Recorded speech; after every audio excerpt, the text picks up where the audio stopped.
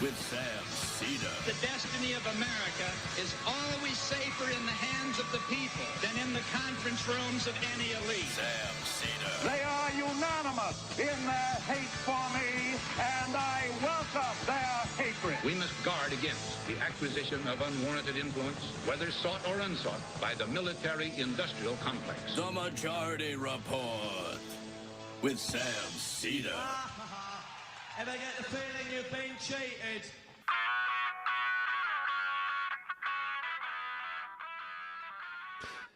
It is Thursday, February 12th, 2026. My name is Matthew Leck, in for Emma Vigland, who would usually be in for Sam Seder.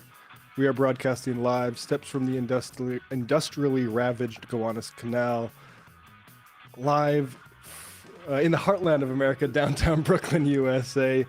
On the program today, Brendan James, Noah Colwin of the Blowback Podcast, talking about the Marco Rubio, Donald Trump starvation of Cuba. Also on the program, Trump threatens Republicans who may vote against his tariffs, even though he could just override any legislation with a veto and give them the cover of not supporting his insane tariffs. But he doesn't want anything like that. Also, the IRS is illegally sharing info on tax-paying non-citizens with the DHS ICE Gestapo. That as ICE is losing hard drives that they're supposed to keep footage of detention centers on. At the same time, yeah, I can't find that hard drive that I had all those illegal movies on.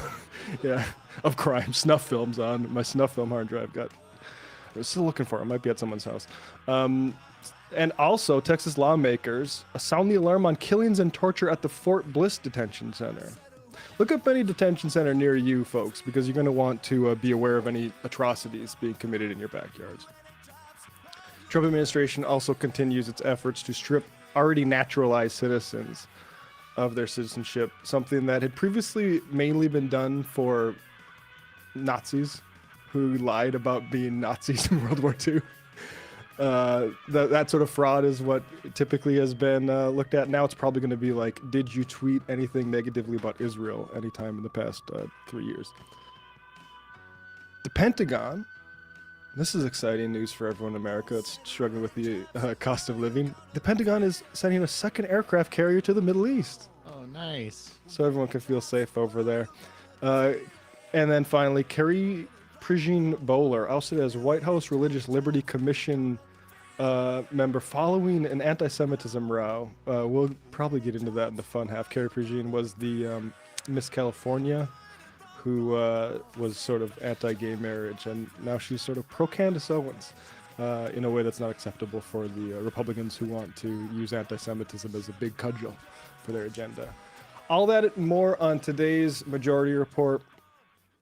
Folks, I apologize for being in here and Emma not being here. She is still under the weather. Get well soon, Emma. Hopefully back tomorrow, but if not, Sam will be back, and maybe we can just give Emma some more time to recuperate. We have an announcement on something by a guy who's great at making these announcements, Tom Homan, the border czar. And let's let him sort of break the news here. This is something I hadn't heard about until it broke about 2 hours ago. And it's something that I don't want to rush to credit immediately, but I think it's still interesting to discuss. Anyway, here's Tom Homan. With that, and success that has been made arresting public safety threats and other priorities since this surge operation began, as well as the unprecedented levels of coordination we have obtained from state officials and local law enforcement, I have proposed, and President Trump has concurred, that this surge operation conclude. A significant drawdown has already been underway this week and will continue through the next week. We have a lot of work to do across this country to remove public safety risk who shouldn't even be in this country. What? And to deliver on President Trump's promise for strong border security and mass deportation. Law enforcement take that again? drawing down from this surge. It's like he That wasn't a stream error, folks. He just sort of stopped talking mid-sentence. It was a tongue error. All right, here it is. Maybe it was us. Let's give him another chance. Shouldn't even be in this country. And to deliver on President Trump's promise for strong border security and mass deportation, law enforcement officers drawn down from this surge operation will either return to the duty station or be assigned elsewhere to achieve just that. Now, since Tom Homan was sent to Minnesota to basically change faces with Bovino, they've been talking about this drawdown, and I don't think it should be credited that it's going to happen immediately or at all. But I do think it's true that they can't stay occupying our cities forever. And the other thing he mentioned, in addition to the success they've had, killing 2 people, arresting hundreds of people who are just out there protesting the kidnapping of their fellow citizens, they can't occupy the city for more. And in addition to those things, like I said, he also mentioned the protests were making it difficult for them to stay in there. And there's a little bit of politics here because they don't want to show weakness. And they have to play politics both ways. There's an extent to which, like, people like us on the left, like I said, don't want to rush to credit this because we've heard this sort of thing before. And even since Homan has got there, there's been horrific incidents. There was a car crash in St. Paul just yesterday. But also, it is untenable. This is massively unpopular. People hate this, and people are getting better and better at responding to it. And they're not being afraid. They're not being made afraid, despite 2 people being murdered on camera, and everyone saw it, and the administration lied about it. And what did people do? They continued to show up and protest these people. They continue to play drums outside their hotels, continue to show up to the Whipple building, which is a concentration camp once again in that area, which is a history of that going back to 1862. And it's really great. And let's move now to this Cato Institute guy. What's this fellow's name? David J. Beer. Yeah, and there's Cato Institute's not my preferred, think tank. But on immigration, they'll make points very well. And this is, David Beer, who of the Cato Institute, Director of Immigration Studies. And he's talking about this concept of fraud, which we're hearing a lot about. And it's important to know, like, a drawdown of the Gestapo still leaves a Gestapo with a budget greater than the FBI's annually. They're going to want to occupy more cities going forward. And the important thing is not that it's done in an orderly way. It's that it's not acceptable at all. This is a fever of hysteria that we are going through with immigration. There are two main planks. One, the economy is not delivering for normal people. And there's no plans from the Republicans to make it do that. And also, they are a minoritarian party in a democracy. So they need another thing to point to for why they lose elections. That's it.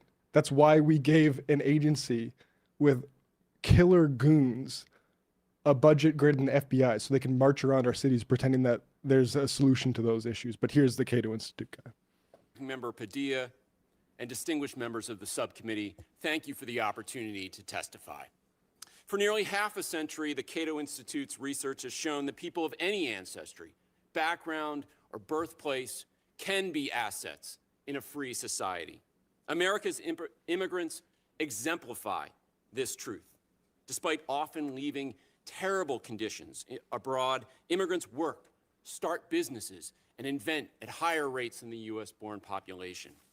Cato's recent analysis shows that immigrants reduced deficits by $11.5 trillion over the last 30 years, including about $140 billion in Minnesota. Although welfare fraud is a serious problem, immigrants aren't to blame.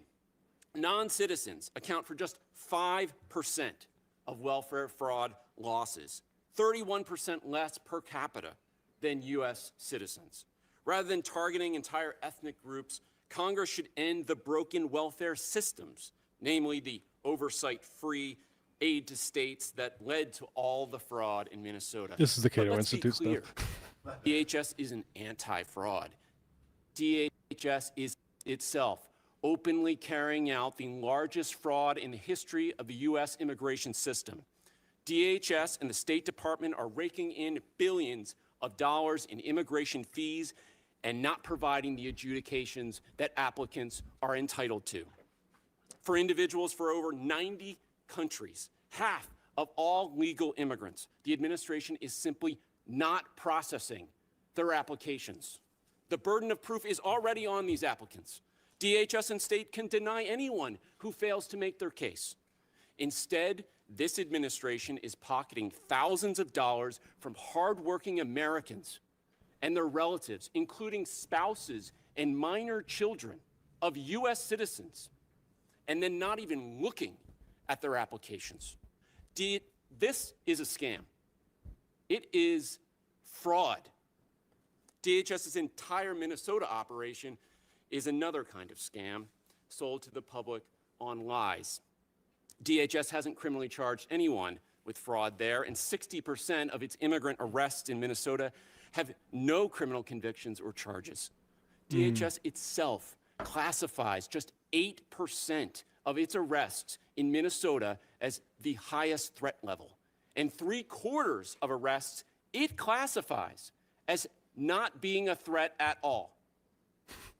Instead of arresting fraudsters, it's seeking to jail 5,600 legal vetted refugees, nursing mothers, single parents, long-term residents, already dragged away from their families without any evidence of fraud at all. Rather than a law enforcer, DHS has become the biggest lawbreaker in America today. In less than a year, DHS has attacked the First, the Second, the Fourth, Fifth, Sixth, Eighth, 10th, 14th Amendments to the U.S. Constitution, the writ of habeas corpus, the independent judiciary, and much more. Every day, masked DHS agents detain Americans based on their race and demographics. They arrest legal immigrants for criticizing their foreign policy and Americans for recording them doing it. They threaten, assault, and even shoot people for exercising their First and their Second Amendment rights. They break into our homes without judicial warrants. They sentence legal immigrants to foreign prisons without trials. They are trying to strip the citizenship of Americans born in this country. They detain people without lawful basis, and they ignore court orders to release them. And of course, they lie about all of it. Combating fraud and upholding the rule of law is important, but the public cannot have faith in that effort by an administration that regularly gets away with fraud, lies, and lawlessness. Even the FBI. Yeah, and I appreciate his anger there. And besides the point about fraud, which I would emphasize is mainly an issue with the contractors we put in charge. Oh yeah, go. I haven't been solo in a while. Yeah, Brian's not used to the squiddly diddly in it.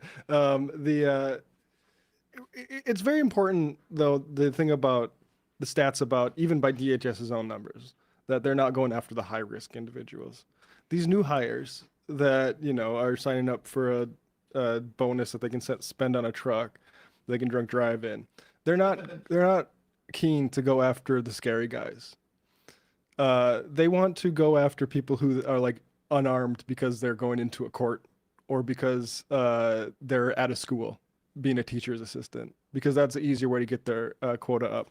And all of their propaganda, DHS is, look at this rapist we took off the street. This is what the Democrats are afraid of. Well, first of all, cops can deal with those folks. That's what we have cops for. We don't need to create a whole new goon squad. Federal Gestapo to go march around and shoot our citizens in the face and stake out schools because some idea that if you're an immigrant or not an undocumented person, you can commit rapes in this country. That's just not the case. And we don't need to. We can also lock them up in our own jails. Like this whole sort of thing is absolutely ludicrous.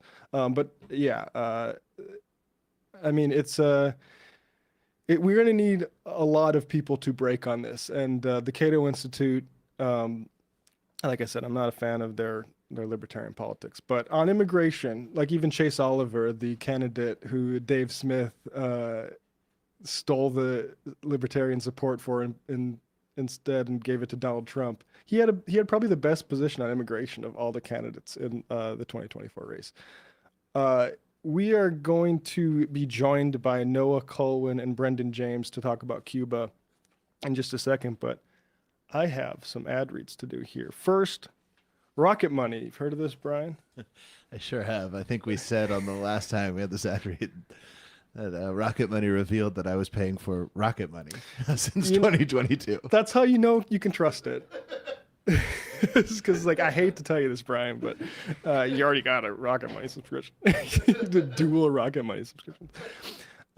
So yes, Rocket Money has helped us cut spending in a specific category, like a monthly internet subscriptions. Rocket Money is a personal finance app that helps find and cancel your unwanted subscriptions, monitors your spending, and helps lower your bills so you can grow your savings. And we'd like to thank Rocket Money for sponsoring today's episode.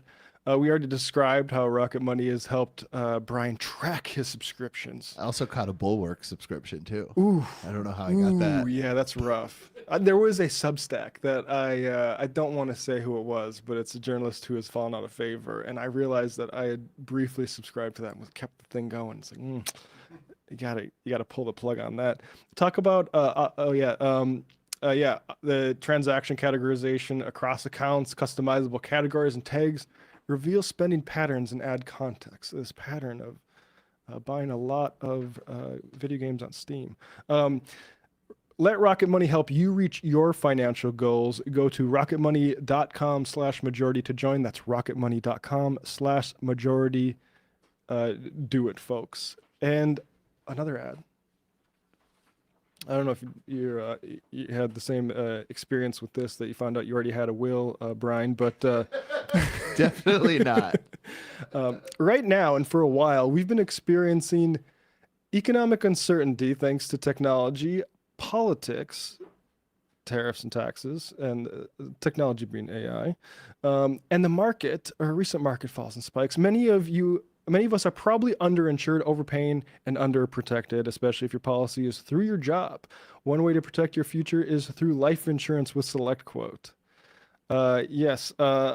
Life insurance is something that, especially if you're a father like Sam, probably an acute anxiety, actually, not probably, definitely an acute anxiety for folks like that. And I know this has taken a lot of that worry away. For over 40 years, SelectQuote has been one of the most trusted brokers in insurance, helping more than 2 million Americans secure over $700 billion in coverage. Their mission is simple: to find you the right insurance policy for your unique needs. They shop, you save. Unlike other one-size-fits-all life insurance companies, SelectQuote's licensed agents work for you. In as little as 15 minutes, they'll compare policies from top-rated carriers to find you the best fit for you. And they work for you for free. Head to selectquote.com/majority and a licensed insurance agent. I don't know why I would have thought it said, and a licensed insurance agent will call you right away with the right policy for your life and your budget. No medical exam, no problem. They partner with providers offering same-day coverage up to $2 million without needing to visit your doctor, have high blood pressure, diabetes, or heart disease. SelectQuote has partners with policies designed for many pre-existing health conditions, so you get the protection you deserve. Life insurance is never cheaper than it is today. SelectQuote, they shop, you save. Get the right life insurance for you for less and save more than 50% at selectquote.com/majority. Save more than 50% on term life insurance at selectquote.com/majority to get started. That's selectquote.com/majority. We're going to take a quick break here, and we'll have Brendan and Noah in.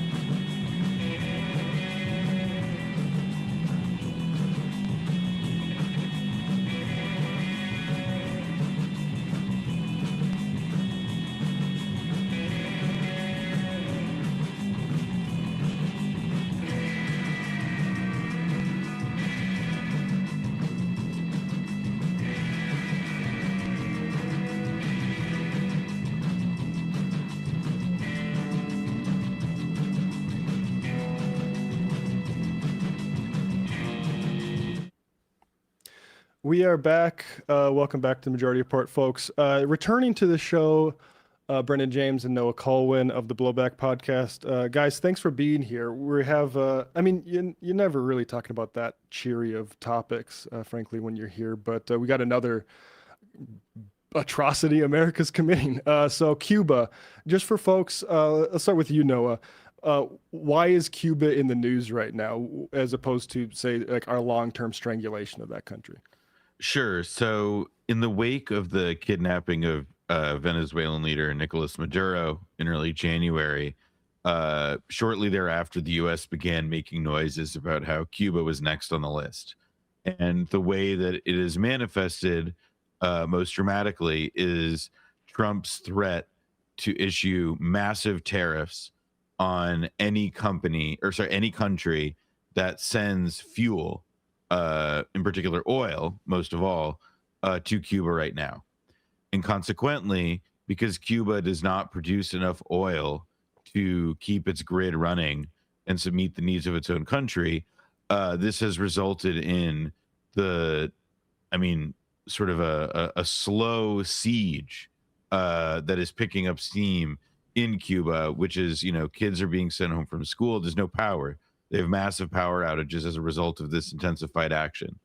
And it is not clear what the Trump administration is after beyond just trying to see if they can foment a collapse of the government at the price of, negatively affecting the lives of, almost 10 million people.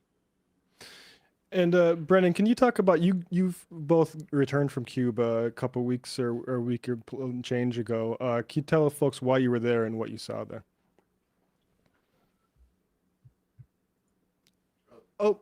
We can't hear Brendan, so let's just take unless he's muted, so we can maybe take a quick break and sort that out. Just cut to a new break and.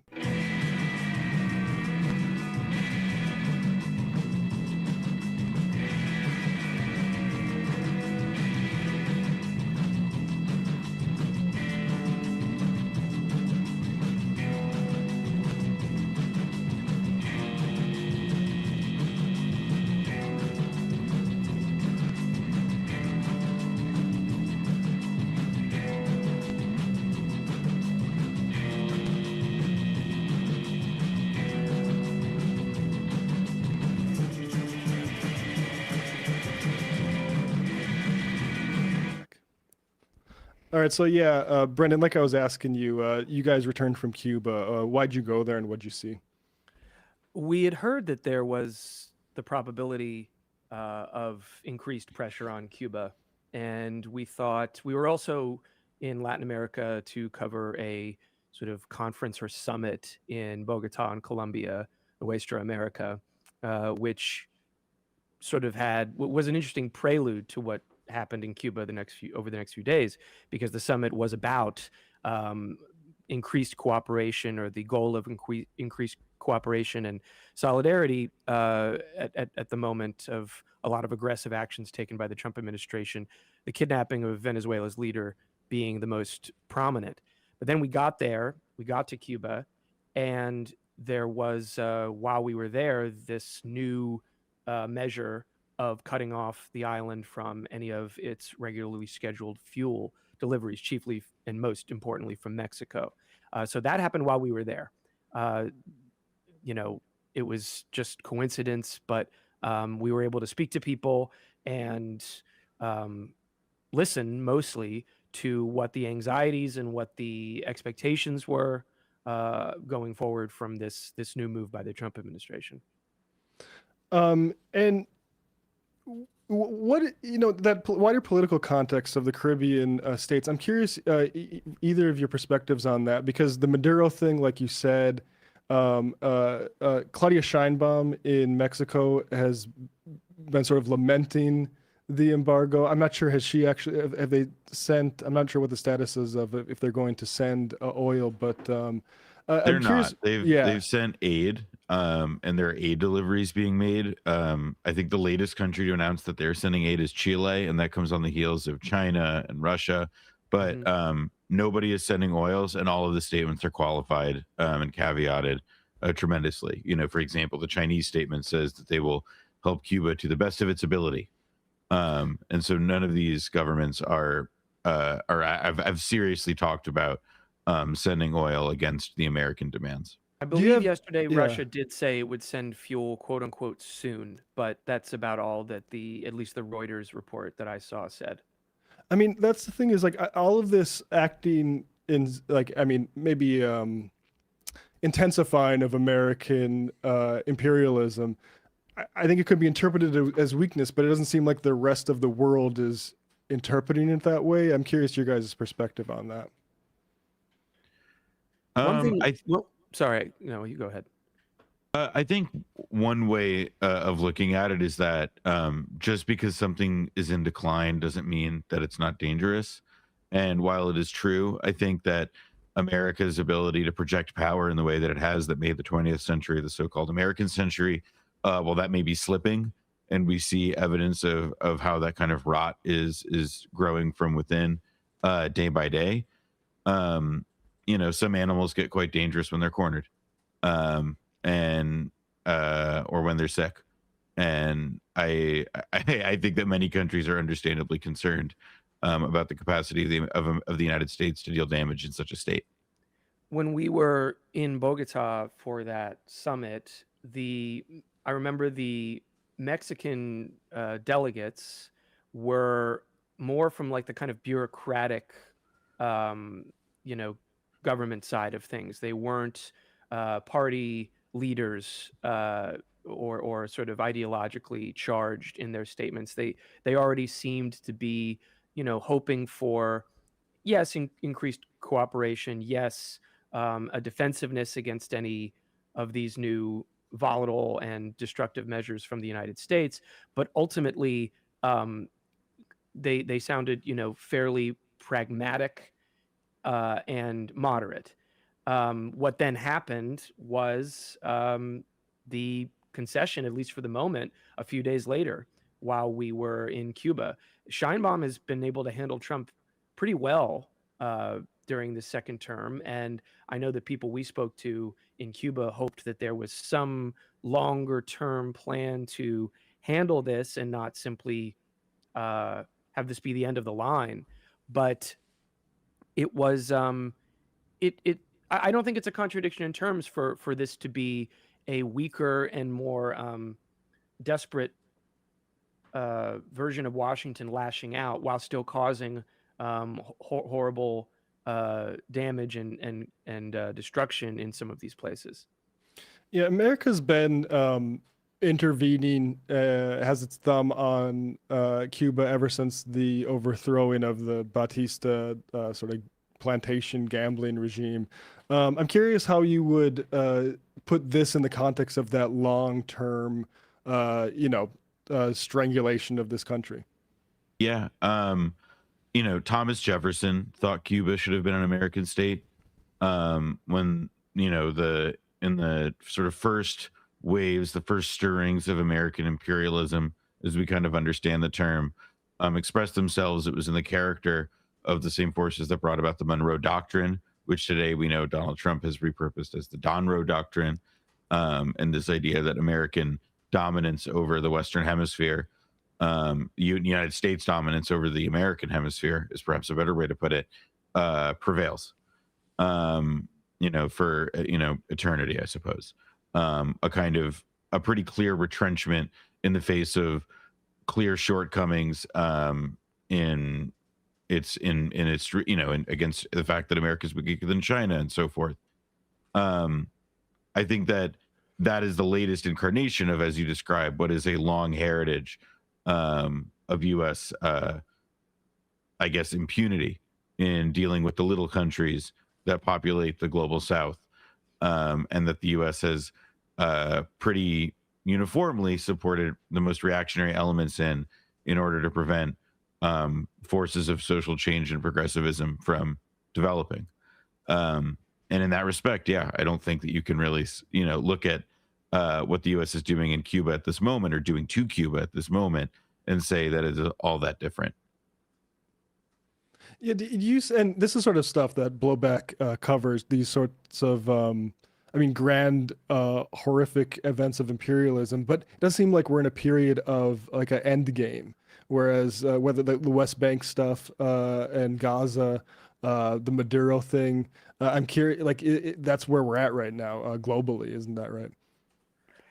I think that there is, in the case of Cuba, to stick with that for a moment, you know, you have this odd mixture of MAGAism that's announcing everything as a bold and up until now unconsidered brilliant strategy to finally get American interests on the table for many of these countries. Yet it's coexisting with old-fashioned neocon speak and ideology. Because Marco Rubio, who's an old neocon, he's, you know, I know he's tried on some different hats over the past few years, but when it comes to these things, and especially Cuba, because, you know, he himself is Cuban and dreams, it's been his dream to preside over the fall of the Cuban government as it's existed since the revolution. He's the one actually calling the shots and making policy. And as Noah reported with others at, was it Drop Site, Noah? You'll have to remind me. The other day, he has been telling even his own president that, oh yeah, we're in touch with the Cubans. I'm handling it. Whereas the Cubans themselves have said, we are not in any kind of dialogue right now, even though they would probably welcome it. So even just the letterhead saying MAGA, but then all of the policy details being in neocon speak about the rescuing the Cuban people, delivering the Cuban people a new government. That's the old school stuff of, you know, back to Kennedy and this continuity we've been discussing, strangling the island so that it will, you know, burning the village to save it, or whatever you want to call it. So it'll pass into a new phase of good relations with America, and most importantly, new markets for America and its friends. But Trump himself, while I'm sure he's very ignorant of all this, he may be considering, without Rubio telling him what to do all the time, that this could be like Venezuela, where they swooped in and they made a bold and, you know, to many people horrifying gesture that then resulted in a deal getting made for the benefit of Americans, which would follow up at least ideologically with the MAGA framing of everything. So is Trump thinking that we'll squeeze them until they're ready to pop, and then I'll get, you know, some exclusive rights for America back into Cuba? I'll do a different version of what Obama did, which he welcomed in at the end of Obama's second term, but said it should have been a better deal, as he usually said about anything, you know, Obama did. That's a very different track than Marco Rubio. And I don't know if anyone knows which track we're actually on, or which place we'll end up. Yeah, I mean, I saw a tweet about Trump saying he didn't want to put Machado in power because she didn't have any sort of backing, and as like looking like it being so unexpected that's like a dog playing chess. And then immediately we have this sort of right-wing Cuban. Let's talk about the right wing in Cuba. First, I want to ask about the Cuban right wing in America, because they've played a huge role for over a half a century since the Cuban Revolution. And Marco Rubio is, I guess, one of the main figures in that now, that history. Could you just historicize that a bit for us, Noah? Sure. So the Cuban American diaspora is an incredibly sort of potent and reactionary force in American domestic politics. The largest sort of population center of Cuban Americans is, of course, Southern Florida and Miami. But there are actually lots of Cubans throughout the United States, particularly in northern New Jersey and New York City.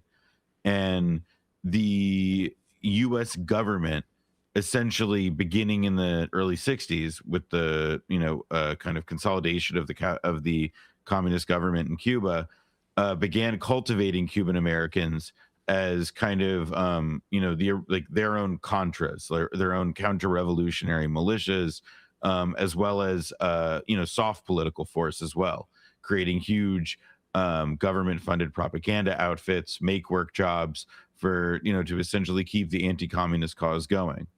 And Florida also became a swing state for a quarter century plus, a very valuable piece of contested political real estate every 4 years.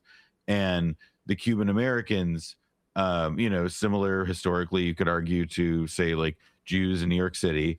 They were a very effective and well-organized ethnic political bloc in Florida, and the influence that they were able to exert over, the Bush family was very involved in the Cuba lobby. And so it became a constituent part of both political establishments, also much like the pro-Israel lobby. And to this day, there exists like a pretty well-coordinated and powerful Cuban American diaspora among the American political elite and in media that are able to shape the dominant portrait that most Americans have of what life is like in Cuba, what its political leadership is like, and why it's worth it for us to continue, torturing that little island nation. Because many of them, yes, are directly descended or have, ties in rolling back the clock in Cuba. But also many of them, it's a cause even bigger than the idea now. And the Cuba America lobby is it is a powerful force in some corners of American politics. Yeah, I think it's fast. I think it's an important example to point out in this day and age that Zionism isn't the only right-wing nationalism that has finds fertile ground in our political system. How about in Cuba? Did you notice much? Was there a lot of Rubio supporters in Cuba when you were there? I didn't spot any, but my eyes are going in my old age. Maybe there was a lot of pro Marco. We did hear a couple people call him Little Narco. I don't even want to say that in case it pisses him off more. But yeah, there's a lot of as you might expect. There's a lot of awareness of the position and the power that Rubio has in this new Trump government there right now. And we talked a lot about that with people. I think, as far as a right wing in Cuba, this is not like Venezuela. Cuba has had a much longer political and social sort of, homogeneity since the revolution. Whereas in Venezuela, you have your like Venezuelan versions of Fox News where they called Chavez Hitler too, or maybe they like Hitler, but they called him Stalin too, or whatever. And you can actually see a more divided and nasty political showdown. That's not really the case in Cuba. So the center of power for any kind of reaction is in Miami and in Washington, which is partly why I think that there is this sort of wait and see attitude at the moment, at least from observers like us, but also I'm sure maybe to a certain degree to Marco Rubio himself. He was really feeling himself that week we were there and a couple of days after. But as we've, all adjusted to with the Trump era, now eyes are on Iran. Tomorrow, maybe it'll be Greenland again. Maybe it'll be someplace totally new. So I think in order to build a consensus, the way that the Bush administration, for example, did incredibly deliberately for the period of a year and a half, if not longer, before the invasion of Iraq, for some large scale or significant action against Cuba, right now it's just one of many plates that they've got spinning. And while people are very scared there, and we had some friends who said as we left, they said, hope to see you again, either because they maybe have to move or they have to flee or something worse. It still doesn't entirely seem like the administration knows what it wants to do. Hence why Rubio says, oh yeah, we're having discussions, and the Cubans aren't even privy to that. Yeah. For folks wondering what Cubans want, I think generally it'd be a normalization of trade relations with the rest of the world. What other sort of demands did you hear from folks, or desires did you hear from folks when you were there?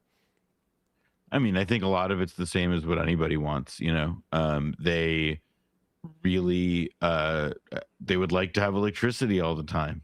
They would like to have enough energy to run the country. They would like to, for people who are starting businesses in Cuba to be able to do business internationally and bring in foreign exchange and help stabilize the economy and let it participate normally in the world economy. I think people would like it to make it easier to have relationships with people in the United States. Cuba is 90 miles off the Florida coast, and many Cuban families in Cuba are both, linked by blood and by economics with family in the United States. And a huge chunk of what also has to happen is a process by which those relationships can be eased as well. To me, there's a very clear that when you talk to people that, there is at least I found an incredible sense of curiosity about what the average American thinks, whether or not they can really stand Donald Trump. And then also, a sort of, a bewilderment about like, why is the U.S. care so much? Like, why are they doing this? Because it's not the logic to them is even, aside from just putting it in the context of history. I mean, we can all do that. That still doesn't satisfy the immediate reality. And I think it's a very, it's the sense of tragedy is heavy. Yeah, I asked that because we got a comment about civil liberties, and I have no shyness about talking about civil liberties in other countries, but I will warn folks that, like, when we're talking about places like Cuba or Venezuela, I can't, and I'm curious what your guys' perspective is. I think it's ludicrous to divorce that from say how we've tried to assassinate their heads of state for years and years and years. But I'm just curious what you would respond to somebody who asks you to talk about civil liberties in Cuba. Here's how I would respond. They're at war. If they're currently asking or piping up about civil liberties in Ukraine, then I guess power to them. They're checking everybody off the list. But if they're not currently talking about how there's no elections in Ukraine, how Ukraine has shut down free press, how Ukraine has had to curtail what was considered some kind of liberal order, I don't really see why they're so interested in Cuba, which is also at war, or Venezuela, which has been threatened by war, but actually had more liberties than this questioner may be aware. I don't know why they're so curious about the one case and not the other. And that, I think, has been the mentality since the revolution. It hasn't just been assassinations, by the way, assassination attempts and successful assassinations. There's been obviously threatened invasions. There have been CIA operations and terrorism inside of the country. There have been homegrown terrorists from Cuba cuddling up with the U.S. and then hijacking planes, murdering people, networks that stem from the United States, trying to infiltrate Cuba. It's war. And no sensible country would be expected to dot the I's and cross the T's of an American observer popping off about it because they hear that, there is that whole one-party state problem there. What's that about? Well, I think a glance at the history answers that question. And I would just say again, if you don't have a problem with the Ukrainians doing what they need to do in a time of war, then I don't know why you're picking on the Cubans. Yeah, I think any liberal in America should be able to understand that war is not conducive to civil liberties in our current environment after the Department of Homeland Security. Yeah, go ahead, Noah. Well, I would also add that it's like, we're not also just like, what does it mean that they're at war? Like, our government actively funds organizations, whether it's, historically been through the National Endowment of Democracy. By the way, organizations that have been able to keep the lights on despite all the Doge cuts to other organizations under this funding purview, because after Doge cut them, Rubio turned the money spigot back on for this stuff. They actively, they are trying to sustain a narrative on social media about Cuba that like reality can't support. And, political prisoners exist in Cuba. As we said, it's both a country at war and our government, the government we ostensibly, are supposed to have some influence over, or at the very least are implicated in by virtue of, it's our government. Where we have citizenship, where we vote. Our government is the one actively trying to, develop wedges in civil society there for the purpose of sowing enough disorder to lead to a, spontaneous collapse of the state there. leading to intense suffering, more than we already have.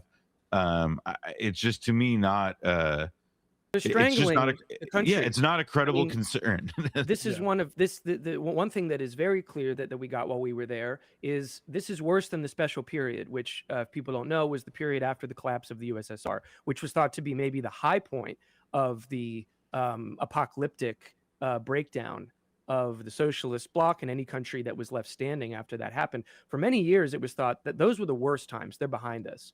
After the Obama thaw, which was then interrupted by Trump, he slapped on turbo sanctions. Trump did. Biden did not remove them.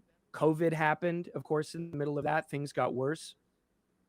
And everyone was saying this is as bad as the special period, if not worse. Now, this is unprecedented, this level. And to say, I'm sorry, but to say from the comfort of your spot, wherever you are in America, and say, well, are they letting people blog enough? I just don't know where that impulse comes from. At least I can't speculate as to where that impulse comes from. So yeah, that's what we saw. It's not a liberal. I think it comes from the impulse to blame this on Marxism instead of American imperialism, like as if they want to say it's just him doing a Stalin, or Cuba doing a Stalin. So Americans need to save them for freedom, as Department of Homeland Security has developed into a Gestapo, and we look at people's visas for if they've criticized Israel. So how this has been going on? Where do we stand now with this policy? You've mentioned the sort of Marco Rubio obfuscation about whether there's dealings going on or not. Do you think this will ever penetrate Trump, or is he just too distracted? What's the sort of outlook here? I think the immediate outlook is pain and suffering for Cubans. And we've really not seen any individual country actually take steps to move against the U.S. edict that no oil go to Cuba.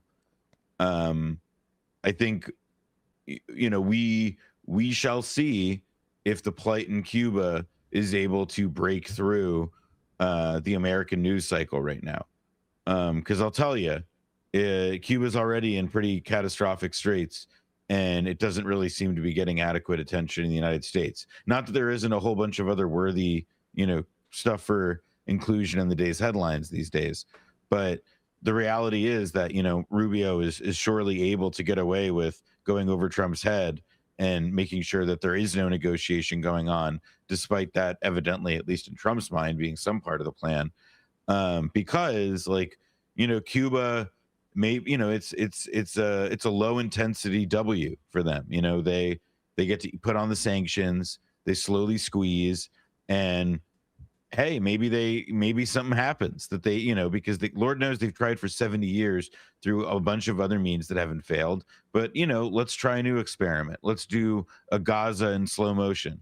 Let's starve a place of any resources, any capacity for, like the basic requirements for human flourishing, and see what happens. It's like that's the test. And whether the world, acts against Trump, whether American politicians decide to act against Trump, or at the very least apply some pressure, motivated by the images and footage, and real news, not fake news, but real news that we see come out of Cuba in the coming months. That's as much as I can say with any certainty about what's coming if things don't change. Brendan James and Noah Colwin of the Blowback podcast. What's the website people can subscribe to Blowback? Blowback.show. Blowback.show. I am a proud subscriber of that show. It's great. The most recent season on Angola and South Africa. Is there anything to announce coming up? Or you guys have still been releasing on that series? Isn't that right? We will be announcing our 7th season very, very shortly, which will be coming out later in the year. But we have already announced a mini-series. It's our first time doing this. A 3-episode, shorter form mini-series about the low points, the points of tension, the points of conflict between the United States and Israel. Because we all know it's a very close relationship, but it is not one that has not had its peaks and valleys. So that's the mini-series we'll be releasing in, I would say, early May. There you go, folks. There's not a smarter history podcast going. Thank you, Brendan and Noah, so much for your time today, guys. Thank you. Thank you. All right, good to talk to those guys. I'm genuinely a huge fan of their work. Do we have Binder and Brandon in, or do you want to take a little break? They are not in just yet, but I bet Brandon's listening, and I bet he'll log in right as I finish this sentence. Okay, cool. Well, I'll just plug my stuff. Yeah, plug your stuff. I guess I can stretch out and have a little Matt time. Tomorrow we have a new Jacobin show. I'm not sure which of our interviews we are going to be talking about there. But do subscribe to the Jacobin Meg YouTube channel. David Griscom and I were given the keys to that show, which was started by Michael Brooks 6 years ago, some long ass time ago. And we've been building it back up after a little bit of a hiatus. And it's a very well polished show, and I export it at very high quality. And there's like chyrons and stuff on it. So check that out tomorrow at 10 o'clock a.m. Eastern time and every Friday. And we also had a Left Reckoning. Left Reckoning, which was on Tuesday, and I always forget what we do every week. But go check out Left Reckoning and subscribe to us on Patreon because we'll be doing a Sunday show. Probably getting into some... If you're a Texas politics follower, you need to be following Left Reckoning because Griscom is all over the Tallarico Crockett stuff. He's all over Taylor Remmett. He had a piece in the Jacobin show or Jacobin magazine about Remmett. You got something to say there, Brian? You can finish your plug. I was going to plug Emma's stuff too. Yeah, go ahead and plug Emma. What she got? March 22nd, she's going to be at the Dynasty Typewriter in Los Angeles, California, doing a live bituation room with Francesca Fiorentini. I think that's at 8:30, but tickets are still available. And you may be confused. Dynasty Typewriter is also the Hayworth Theater, so the marquee says Hayworth, but it's actually called Dynasty Typewriter. Whatever. It's like a what do they call that? In the speakeasy. It's like a speakeasy show. Right, and then also the code. And then also Emma's hosting Griscom's book event in New York. I'm trying to remember. I'm looking up where that is. That's true. I don't know if it's worth plugging though because that's all sold out. So you're gonna just need to buy David Griscom's book, folks, because you ain't gonna get into that event. Right. As far as I'm concerned. But David Griscom's book is coming out soon, and it is selling well from what I can hear because people are very interested in hearing a lefty talk about Texas politics. Matt Binder. Can you hear me? I can. Can you hear me? We can in 1 second here. I think we might have to re-enter Binder into. Let's just take a real quick break here, and then we can. Not the fun half. The just the news break, so we can get the. Be right back.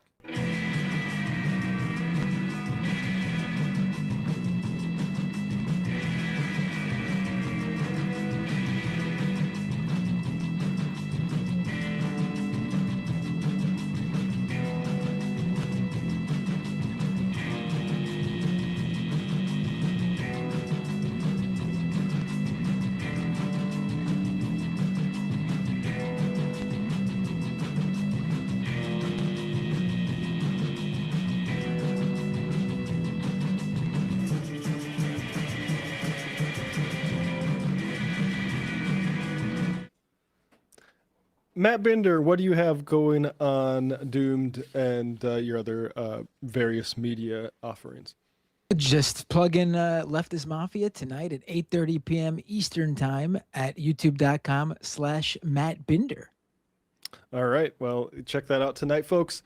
We'll be back with Brandon Sutton and some interesting clips to have a little bit of fun with. We'll see you in a little bit, folks. Okay, Emma, please. Well, I feel that my voice is sorely lacking on the majority report. Wait, look, Sam is unpopular. I do deserve a vacation at Disney World. So, ladies and gentlemen, it is my pleasure to welcome Emma to the show. It is Thursday. I think you need to take over for Sam. Yes, please. No, I'm gonna pause you right there. Wait, what? You can't encourage Emma to live like this. And I'll tell you why. So was offered a tour, sushi, and poker with the boys. Tour, sushi, and poker with the boys. So was offered a tour, sushi, and poker with the boys. What?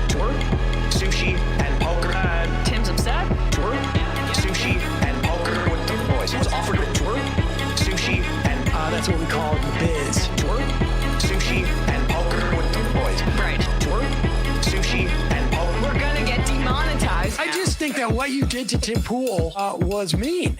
Free speech. That's not what we're about here. Look at how sad he's become now. You shouldn't even talk about it. I think you're responsible. I probably am in a certain way, but let's get to the meltdown here. Sushi and poker with the boys. Oh my God.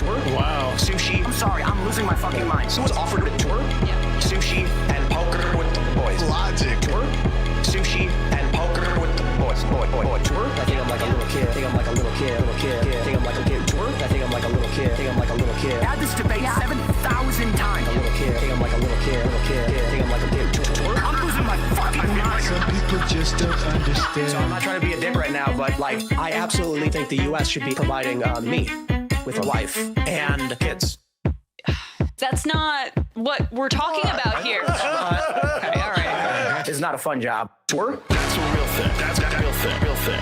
Willy Wonka tour? That's a real thing. That's got real thing. Real thing. What's that offered a tour? That's a real thing. That's got real thing. Real thing. That's a tour. A real thing. That's got real thing. Real thing. What's that offered a tour? Ladies and gentlemen, Joe Rogan has done it again. That offered a tour? That's a real thing. That's got poker with the boys. I think he might be blowing it out of proportion. Real thing. That's got poker with the boys. That offered a tour? That's a real thing. That's got poker. Let's go, Joey. Tour? Sushi and poker with the boys. Take it easy, Tim. Tour? Sushi and poker. Things have really gotten out of hand. Sushi and poker with the boys. Delusional. Tour? Deluded. Sushi. You don't have a clue as to what's going on. Live YouTube. Sam has like the weight of the world on his shoulders. Poggers. Sam doesn't want to do this show anymore. It was so much easier when the Majority Report was just you. You were happy. Let's change the subject. Rangers and Knicks are doing great. Now shut up. You don't want people saying reckless things on your program. That's now, one of the most difficult parts about this show. This is a pro-killing podcast. I'm thinking maybe it's time we bury the hatchet. Left is best. Trump. Violet. Tour? Don't be foolish and don't fucking tweet at me and don't bitch. The way Emma has cucked all of these people, love it. That's where my heart is, so I wrote my honors thesis about it. Oh, Sorry. she wrote an honest thesis. I guess I should hand the main mic to you now. You are to the right of me on foreign policy. We already fund Israel, dude. Are you against that? That's a tougher question I have an answer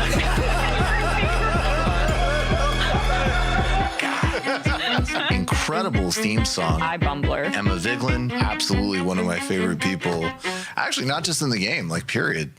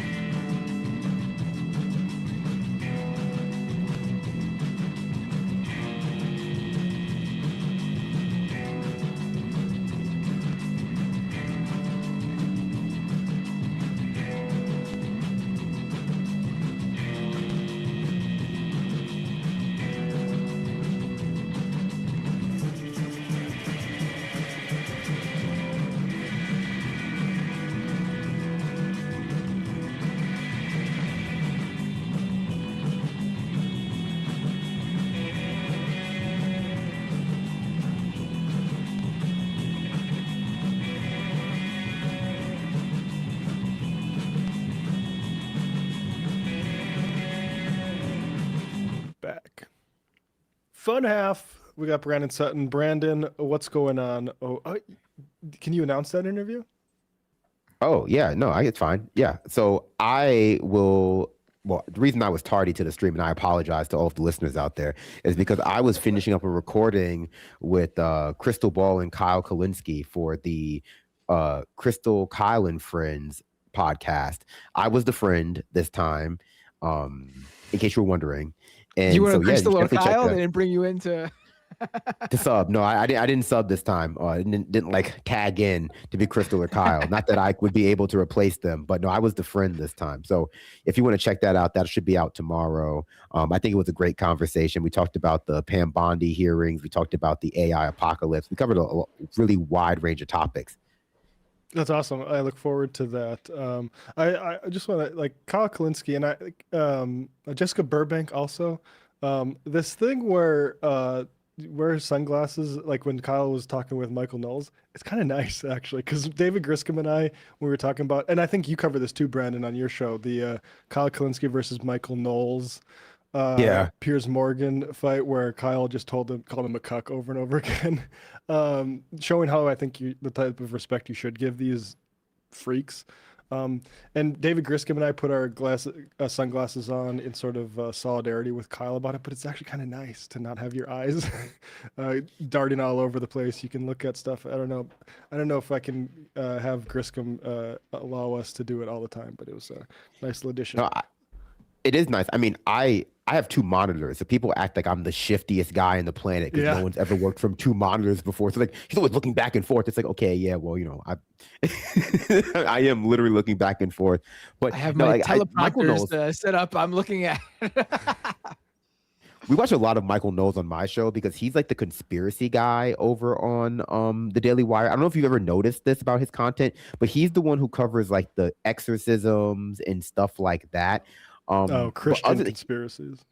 Yeah, Christian conspiracies. I honestly, it wasn't until I started watching him that because I would have thought that Matt Walsh was the dumbest person on the Daily Wire, but it's for sure Michael Knowles. But that might just be because I'm much more familiar with him now. He has a lot of really low frequency takes. He seems to not really get things very quickly. Well, he was an actor. Yeah, the entire time Brandon was talking about that, I was just thinking of the acting reel. Yeah. That if people haven't seen that and want to hate Michael Knowles, all you got, it's a one-stop shop. Just go to his acting reel from like 2013 or whatever that was. Like, yeah, he has a lot of like theatrical, I think, face gestures. He really hams it up. He's like almost like, you could almost imagine him like a bit character in a Judd Apatow movie. Like if they couldn't get Jason Sudeikis or whoever that guy who played like the fourth, who's the one from The Hangover? Whoever the one who like is from The Hangover who plays like the dentist in it. Yeah, Ed Helms. Like he could almost be like an Ed Helms kind of character. Like if you subbed Ed Helms out in The Hangover with like Michael Knowles, you could kind of see that. But in terms of like actual insightful commentary, I don't think he really has it. No, nor masculinity. I'll say that as a man. Like Michael Knowles. Like these guys are the ones who are lecturing us about masculinity, Jordan Peterson and Michael Knowles. Really? You don't think that it's like his segments where he tells you how definitely sexually attractive he finds Sydney Sweeney for sure, 100%? You don't find that to be super masculine and alpha? I insist I find her sexually attractive. I don't find that convincing. But I sure find it convincing. Yeah, I find it super convinced. Too. Yeah, no further questions, Your Honor. Let's do some interesting stuff here. Let's start with the Epstein stuff. It's the big scandal of our time. I mean, in terms of implicating power and their nasty behavior, though, I would say maybe the starvation of Cuba that we covered in the first part of the show. I mean, it's all kind of related, actually. It's a real pick'em. Yeah, it's hard to really, but let's just focus on this mass influence peddling and underage sex trafficking thing. And as I say this, I'm realizing we're just getting demonetized. This is a show, folks. We need your support because every fun half of the past, like, happens every time you say it. Yeah, every fun half, and you see, like, is it Voidzilla, that guy who does those good YouTube videos? Like, they'll all bleep out these words. Coffeezilla, yeah. They'll always bleep out these words. I'm not gonna go bleep out. Listen to 3 hours and bleep it out. So we're just gonna have to lose it. So you're gonna have to support themajority.com. What, Brandon? No, I think it's important. I know Americans are infantilized, and that's enforced in a lot of ways. And in the case of YouTube, it's in social media, sometimes it's enforced by you not being able to use certain words that speak plainly to like the way things are happening. And I do think that sometimes, it's fine. It's not always to detriment of the conversation to use a sub word. But when you're talking about something with this seriousness, bleeping maybe, but having to do like the unalive thing or like, oh, it's not like, it's not porn, it's corn, or it's like grape. I think cheapens it because we should be able to have an adult conversation about a very adult topic and not have to devolve into referring to people's genitals as like diamonds and ting tings because we're not children. And that enforcement of that standard, it just enforces lack of accountability because if you can't talk about it, you certainly can't solve it. Yeah. 100%. I mean, Brian and I had this conversation before the show, actually, and it's like you have to, and it's very easier to say from a position like Majority Report where it will be okay if we lose advertising revenue, but it's inappropriate consideration to be thinking about, I need to in this horrific story, make sure I can monetize it. That's not, our motivations here. So with that, let's start with AOC saying that Pam Bondi is implicated in a massive cover-up to protect a ring of pedophiles. And we got this here. Here's AOC on the steps on Capitol Hill here. Oh yeah, sorry about that. I'll give you a heads up. It's gonna be 5, 6, and 7 then after AOC's here. But I think a number of Congress people have been really good on this. But I kind of I see was it Rebecca Ballant? Becca Ballant. Becca Ballant, from Vermont. There's a sense of urgency that I appreciate from some of these folks, and a sense of palpable fear that these victims are going to be failed by this system. I think Bondi and Trump. First of all, with Pam Bondi did not pursue pursue Epstein when she was AG of Florida. There were victims groups that wanted that reopened because it was very clear that when Alex Acosta, Trump's labor secretary in term 1, gave Epstein a sweetheart deal, that should be looked back into. And Pam Bondi didn't. And Pam Bondi is the attorney general now for Donald Trump, not in spite of that, but because of it, because that's on her resume, that she's covering this stuff up, and she is covering it up. Make no mistake about that. So here is, if we're ready, this clip, AOC on steps of Capitol Hill. I think that we all saw today the performance that she had.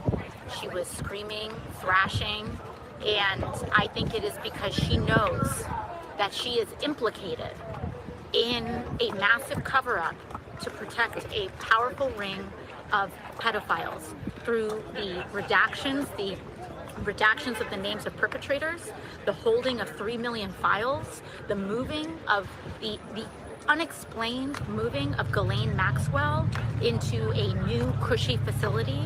All of these things are what she personally oversaw, and that's before even digging into whatever questions may arise from her history in Florida. And I think that her thrashing and her very erratic performance today pointed to the fact that there are real questions that point to the DOJ under her leadership, and her leadership specifically, as well as her role in all of this. Thank you. I think that we all saw about Epstein, not Oops. once, when he Hit the was mute on the- and Yep, good. Yeah, good. So yeah, good on AOC, and let's just get a taste of that sort of lashing out, because I've seen it described by other places if she blasts Democrats. Is that how they're describing it? Is that what they're saying happened? Let me look at. Oh my God. Yeah, I think the Guardian had a headline like that, and I'll look at exactly what their headline is after we play this clip of. Here's Pam Bondi with Becca Ballant. I mean, this is a sort of reduction ad absurdum of a lot of the pathologies of our politics here. didn't ask Merrick Garland anything about Epstein, not once. When he was weak sauce. And also, I want the record to reflect that, with this anti-Semitic culture right now, she voted against a resolution condemning. Oh, he is Jewish. I just want to be clear. Do you want to go there, Attorney General? Or do you want to go there? Are you serious? Talking about anti-Semitism to a woman who lost her grandfather in the Holocaust? Really? The committee will be in order. Talk to Jared Wise about anti-Semitism. The ranking member knows that. Can I get 30 seconds back? Yeah, I've been. Ballant took I think 30 the whole. of mine. That wasn't even the worst. Yeah, that wasn't even the worst of it. It was a real clown show. Honestly, I knew that the right wingers would say that she blasts Democrats.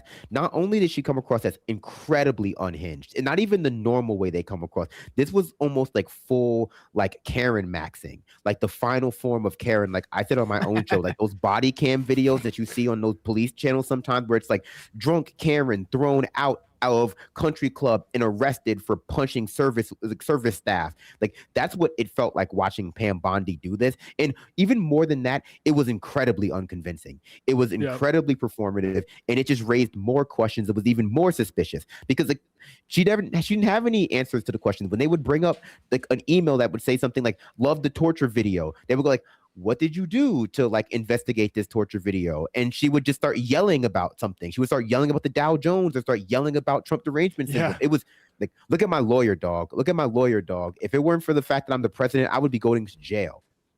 The Dow Jones thing, we played that yesterday. That was an insane clip. And I put in tech production another clip here that we'll get to in a second there. But hey, I do want to circle in on what AOC said about the unexplained treatment that Ghislaine Maxwell has been given and the unaccountability of that.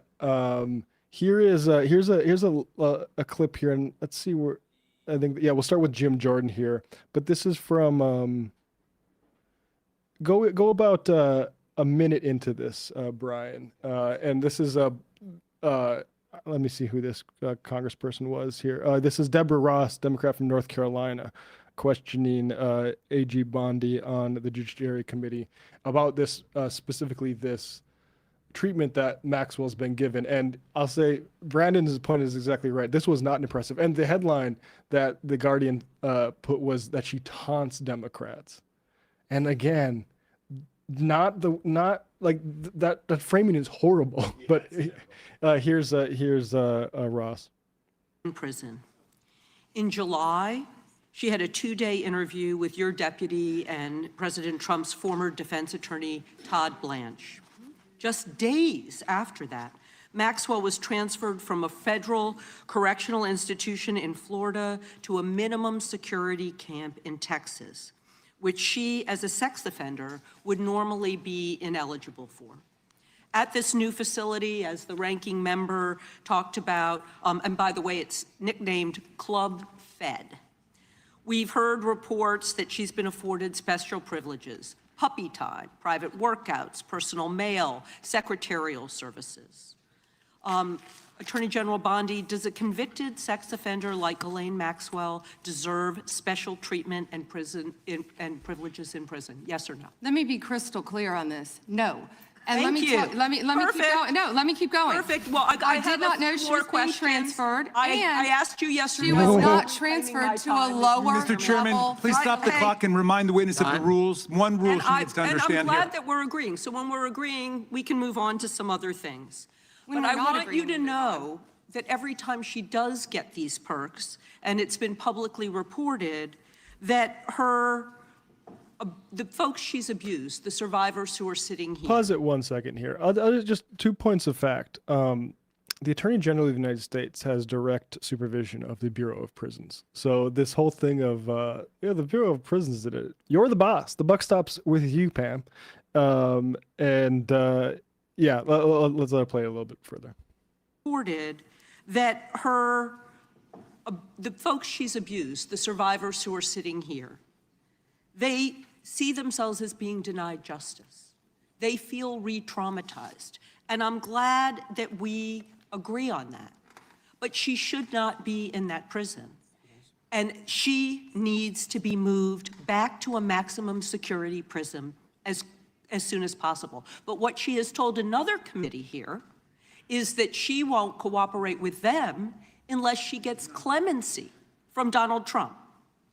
It's just crazy to consider that she can be wielding this kind of influence within the administration. But that begs the question, who ordered her to be transferred to the minimum security prison that she was ineligible for? Who signed off on the special privileges? Was it Mr. Blanche? Was it one of your other subordinates? So please, can you tell us who sent her there, since you don't agree she should be there? I said I do not agree she should receive special treatment. She was transferred, I learned after the fact, to the same level facility, No. and that is a question No. for the Bureau of Pause Prisons. it. I was not involved in that at all. that's the other the point of fact I wanted to make is there's no question that she got moved to a nicer place. There's no question, and she gives it away by saying, "I didn't know anything about it, but it's also not a problem," which is sort of like what Pete Hegseth was doing with the double tap in the Caribbean. Like, look, I wasn't there. I wasn't in the room. I'm a busy guy. I support my generals, though. Yeah, but they did the right thing that I didn't tell them to do.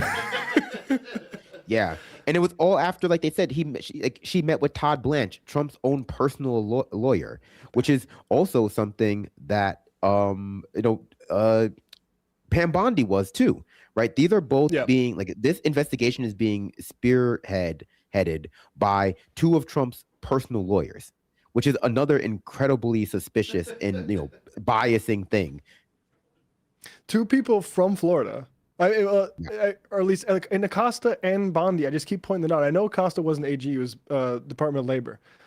Two people who were in the justice system in Florida that let this guy skate, and we're supposed to act surprised. We're supposed to reserve judgment about what is blatantly a cover up. You talk about the access to the unredacted files.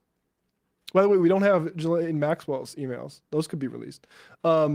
The access to those files that is released, if Ro Khanna or Massey wants to go look at the unredacted files, they will be using up half of the computers that have been allotted to look it up because there's only fucking 4 of them. Well, that's the important thing, Matt, because I think we should linger on that point for 1 second. It is a cover-up. And now, since there has been an Epstein Transparency Act, it's legally a cover-up because they are illegally refusing to release files, the files that they admit that they have, not to mention the files that we don't know if they have or whatever they were scrubbing when Trump assigned tens of thousands of FBI agents to the files in March, whatever that happened. They are being open that they're not releasing the files in their totality, and they are illegally redacting people's names for reasons why they've been explicitly denied from. So it just is a cover-up. People don't want to, say that. People don't want to admit that because it implies that every element of what people imagine the cover-up is doing is also true. But it is for sure a cover-up. Like we have, it was a cover-up before as well, but now it's just it should be legally prosecutable as a cover-up. They should be holding Pam Bondi in contempt for like lying to Ted Lieu in front of Congress, for like not releasing the files, but they won't do that, and so it still exists in the realm of like, well, I guess you could kind of call it a cover-up, but it's for sure legally one now. Yeah, I mean, you're seeing like Lindsey Graham, I believe, has made a statement like, well, if anything was actually in there, we'd have prosecuted people, which I believe is fairly similar to what Ezra Klein was saying. I'll be honest, that's not what I'm seeing in these files. I'm seeing serious accusations about extremely powerful people that the FBI didn't want to look into because it's fucking hard to look after, to look into extremely powerful pedophiles, and they would rather, I don't know, spy on a fucking mosque.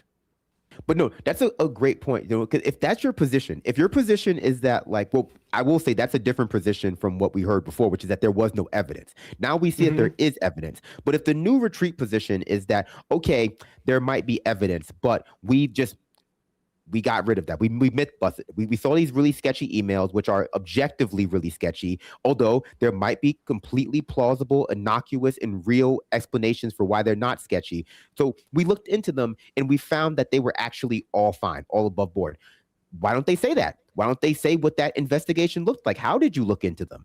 Like, when Ted Lieu was questioning her about the mounting of Andrew over that like victim, which they redacted the face of, she could have said, oh yeah, we looked into that and X, Y, and Z was what we found. And that is just an example of how we were able to absolve these people of wrongdoing. But that has not been anything of what they said. They've been totally denying it, or they've been pretending like, it's so unfair for you to even ask them to produce not evidence, but a record of the investigation. There doesn't seem like, based on everything that we've heard so far, even in these congressional hearings, it doesn't seem like there was a real investigation undertaken with the purposes of actually looking for indictable offenses. I can't say that there was no investigation taking place. I can't say that they didn't look into it at all. All I can say is that they have not been able to account for like, okay, there's this email talking about a torture video. There's this email listing out names, which could be like human trafficking victims.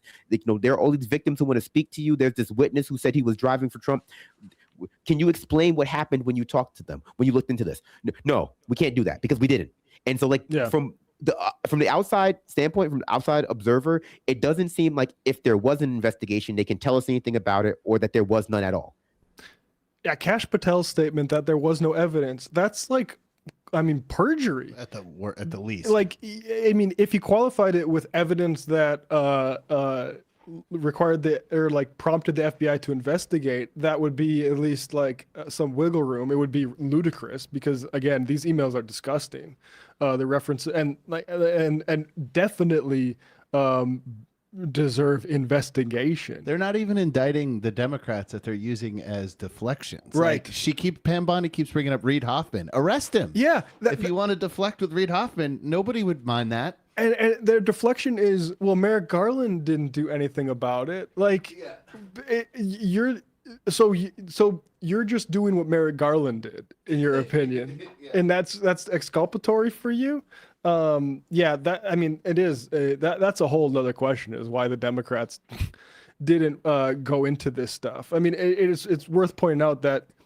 And people will point out the bipartisan nature. I think it's important that Thomas Massey is playing the role he is. But, I mean, it is the Democrat side that has been compelling the release of this stuff. I also think, like Ro Khanna, I don't like the venture capitalists in his orbit, but I do appreciate the work he's been doing on this. And I think if the victims do, that's kind of the most important thing. And, these are people that exist, that are going to D.C. to sit in these testimonies, to stand up and say, I have made allegations, either myself or through lawyers, and I have not been asked by Kash Patel, who went in indignantly to our elected representatives on a fucking committee, this guy who was put there by Donald Trump, who was a podcaster a few years ago, to say there was no evidence at all in the files, in these millions of files. And these women have to go there and say, I wasn't allowed to testify about what happened to me as a child. They didn't ask. They're not curious, because they're not. This is what we are seeing is a blatant cover up. There is no wiggle room from that. It's what's happening in front of our eyes right now. And it is kind of frustrating. Yeah, no, it is. I mean, did you see, I mean, this is obviously a side thing, but it's, I guess, in all this bad news, something that's kind of funny and you get joy out of is that Status newsletter, which like covers like the media and everything.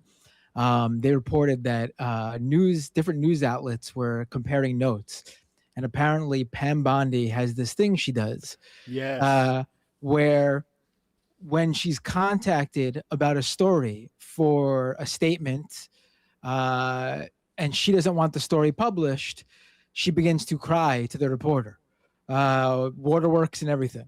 And they had contacted other outlets and talked to other reporters who've covered things involving her, and they all say that this is a thing she does, that she cries on the phone begging them not to publish whatever it is they're going to publish.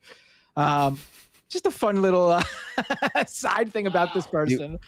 Yeah. I believe it. Do you think she's better at fake crying than Erica Kirk, or do you think she's like worse at it? I think she's probably better at it, but not because she's good, but because like Erica's bad. She has more experience, I guess, doing it on a stage, right? Erica Kirk has just been thrusted into the spotlight after being sort of a background character for a long time.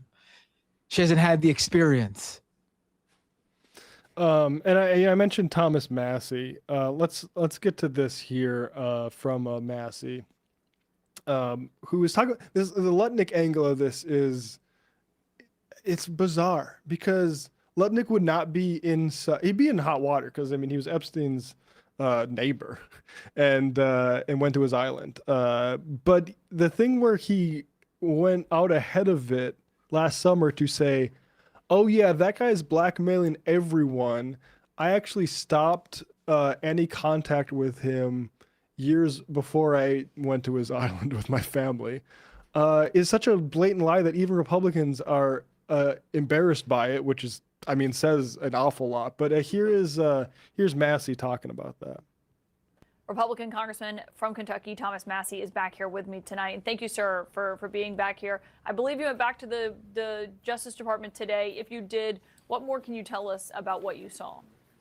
Well, I saw that Lutnick shared his phone number with Epstein and that their assistants were setting up phone calls between them. So there is at least that other connection. I didn't find any new names today. I didn't have a lot of time to spend there. But by the way, it's a room with 4 computers and it's busy all the time. There's always at least 4 congressmen in there.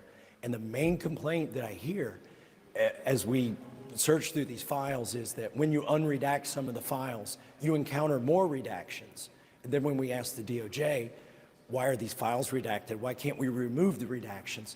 The DOJ says, well, that's the form in which we received the files. Now, here's the problem with that, Caitlin. The legislation that Ro Khanna and I wrote directs the Attorney General to produce the documents, but they have to give all the documents that are in the possession, not of the DOJ, but also of the FBI and also of the U.S. attorneys. So what's happened, it seems, is that the U.S. attorneys and or the FBI have redacted documents, given them to the DOJ, and then the DOJ hasn't done their diligence to go get the original documents. But the whole point of letting lawmakers go into that room is that you're supposed to be able Yeah, you're supposed to be able to see what isn't available to everybody else. And it's not available to even them. It's all simulated. It's all being slowly trickled out.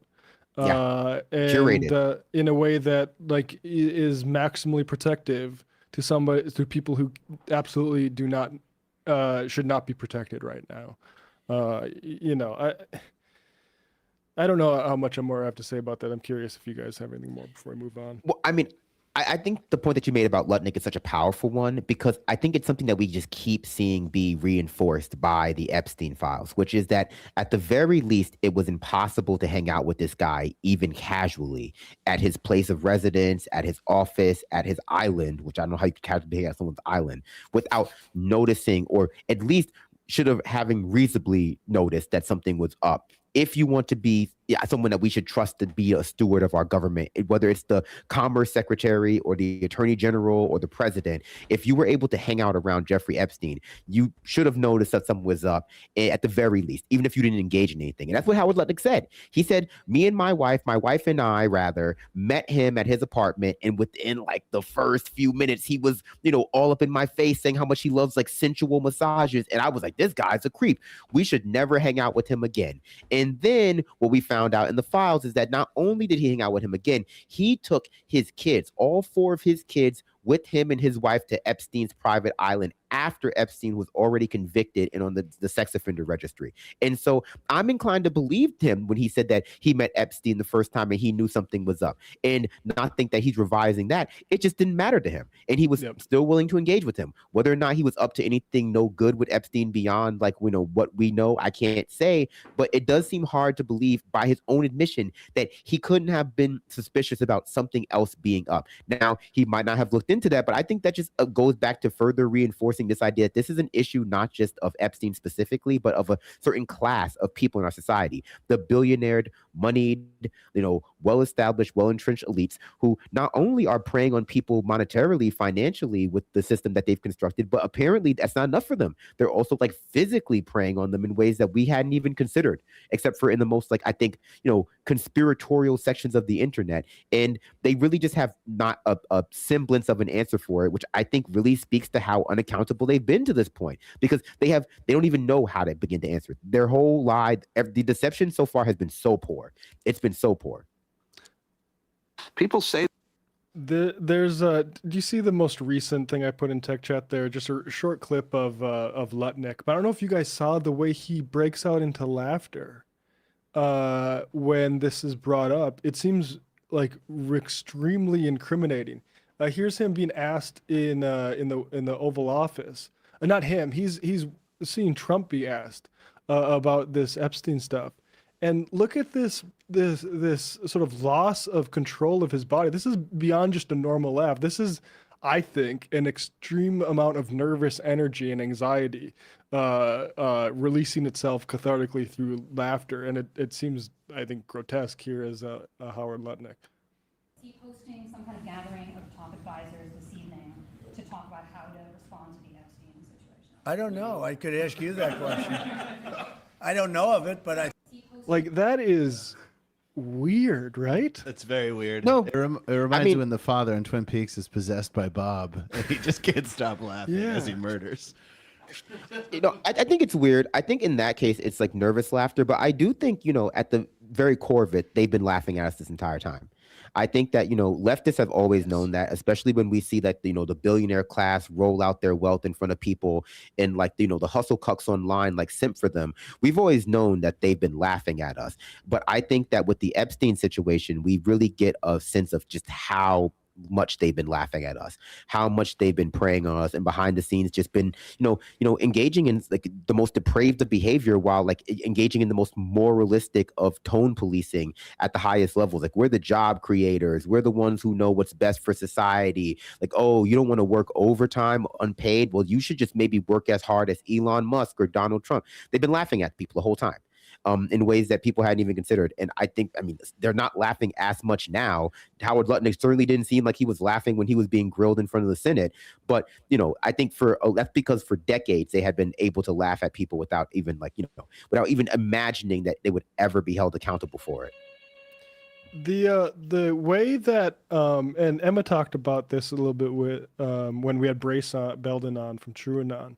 But the way that they've been manipulating all this stuff from QAnon to Bitcoin, and when I say that, I mean like Jeffrey Epstein himself, and sort of even like the QAnon stuff of like using the code words, and you see weird code in these emails, and it's just it is crazy how much this stuff has sort of like come full circle, and just sort of been like to have one figure that is associated both with Peter Thiel, Elon Musk, Larry Summers, the guy from Poll and 4chan, and Bitcoin folks, like Moot. Yeah, like that is quite a social circle.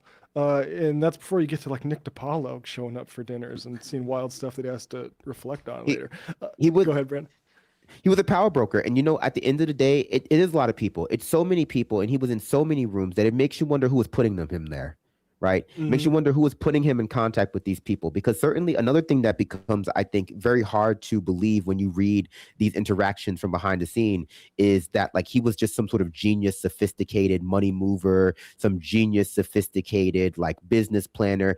I don't see a lot of that on display in these emails. And not only in the sense that like it wouldn't be easy to like pretend like nothing is going on with him because we've seen these emails, but also just in like the sense that like it just ultimately seems like he was kind of like a dumbass. Like that the way in which he was like sophisticated in his thinking is the same kind of stupid stuff you hear from like Elon Musk or like Curtis Yarvin or those types that like maybe works to fool people at like a dinner party, but not enough to like trust this person with all of your money the way that they were talking about.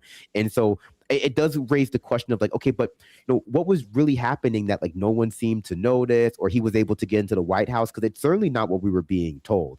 And I think that's like, again, like that's on full display when you look at like what's being said. And when to speak to like the code words, I mean, that's just in the stuff that we have. And we have to understand this is like strategic transparency. And so some of this stuff is like what I would put up to the same, Bohemian Grove kind of scenario where it's like, yeah, I have no doubt that when they're laughing at people, they love to speak in code sometimes because it's fun, right? Like, it's fun to speak in code, and he was a weirdo, like the Riddler or something. But I have to imagine that a lot of the emails that we're not seeing, a lot of the really heavy redactions are not in code, because there are plenty of like, and that's what they're trying to pretend like, oh, everything is so coded and nuanced and subtle that who would know what's going up? Half of the emails are just like, did you like the torture video? You sure did. Yeah, I sure love 7 and 8 year olds, and it's like there's not so much subterfuge. That's the illusion that they've been trying to gaslight people into thinking for like why there's been no real evidence or investigation, because this could mean anything. It's like it couldn't mean anything. Come on. Right. Yeah, there's not a lot of brilliance on display in those emails. The idea that they're speaking in code when they're just clearly being outright, like the example you just gave, Brandon, with what they were talking about is just, this doesn't make any sense. I'm sorry. And in terms of like why Epstein was always invited, was he some sort of visionary, or he comes like, again, you said he comes off like a dumbass, and not only he comes off like a dumbass, everyone he's talking to in there comes off like a dumbass. Like there are so many emails that like Including are Noam Chomsky. yeah, like you're reading through them and it's like this is how these people talk amongst each other. Like it's not even like people give them too much credit of being like some sort of like rich evil like billionaire pulling the strings behind the scenes or whatever. I mean, these guys are clearly using their power, but they're not doing it very secretly or smartly or in any way that like you're like they're just the average person who in terms of intelligence factor or whatever, but extremely evil, and they have the monetary means to carry out whatever horrible things they want to do. The Kimball Musk stuff is, I think, fascinating to me because he gets divorced. And all of a sudden, an email where he's like, I'm divorced, I can live my life, gets forwarded to Jeffrey Epstein. And it's like, by Boris Nikolic, who was another guy who was like, I think, go between Epstein and Bill Gates, if memory serves. I think he's basically just one of Epstein's sort of social planners. That's very revealing to me. That okay, I mean, it's like I don't know. It's like, oh, he's back on psychedelics, and somebody alert the dealer. You know, that's and why would Epstein be the guy? Well, part of that when you help rich people elicit anything illegally is you get the information that you've done that, and that is its own sort of leverage. I remember when I break up with a relationship, I always go looking for someone to invest monetary funds in me. So that's probably what he was doing, right? Oh, you broke up with your wife? Okay, Epstein is interested in investing in whatever project you have. Yeah, come on. We know exactly why they were sending Kimball over there. I mean, Musk, his own email asking when the wildest party on your island will be. I mean, when is the wildest party? Yeah, what do you mean by meant, wild? Just he meant playing Dungeons and Dragons. Yeah, he meant they were going to be playing Dungeons and Dragons 3.5 edition. No, I'm sorry, 4th edition. That's what he meant by wild. They're not. They're playing like 4th edition. That's the wildest he can experience.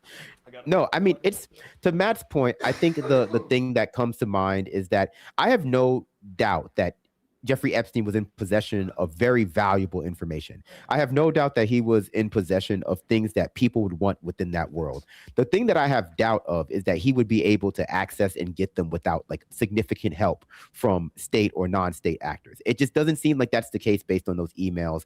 The more stuff that comes out, the more stuff you have to just wonder like what they're hiding. And they tell you that they're hiding it all the time. They tell you that they like allocated every FBI agent to look for Trump's name. It's like, and people go like, what could that mean? It's like, what do you mean what that could that mean? Like,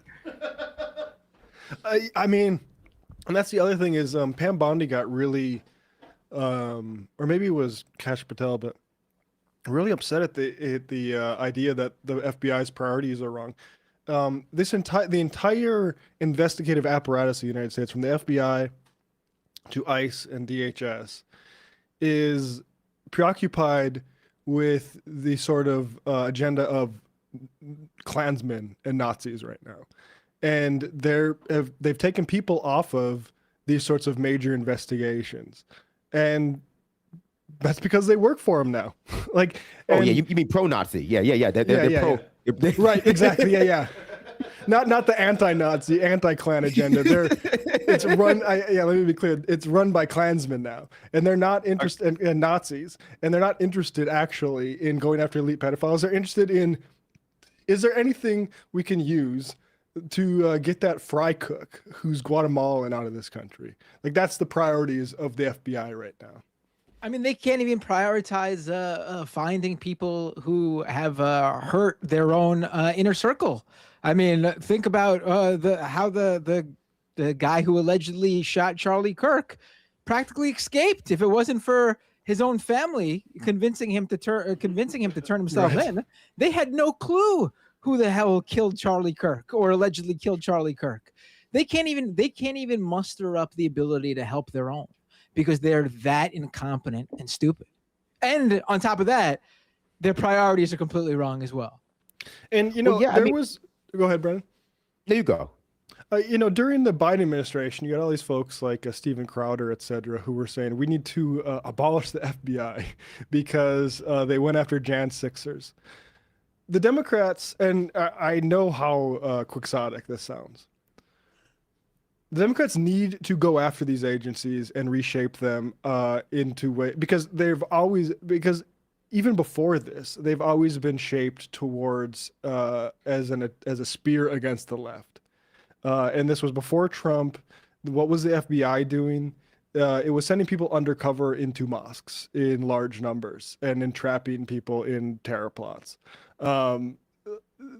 And before that, COINTELPRO. I mean, and also let's not skip over all of the anti-war surveillance it did during Bush administration. And before that, it was COINTELPRO, which was denied. We would not know. Everyone knows, like, oh, it's a common thing that we know that the FBI surveils folks. People should read Betty Metzger's book, The Burglary, which is about the Media, Pennsylvania burglary in 71 or 72. Prior to that, the idea that the FBI was spending a significant fraction of its time and effort, not after going after bad guys, but going after the left and infiltrating anti-war groups, was thought of as a conspiracy theory, the same way a lot of the Jeffrey Epstein stuff was thought of as a conspiracy.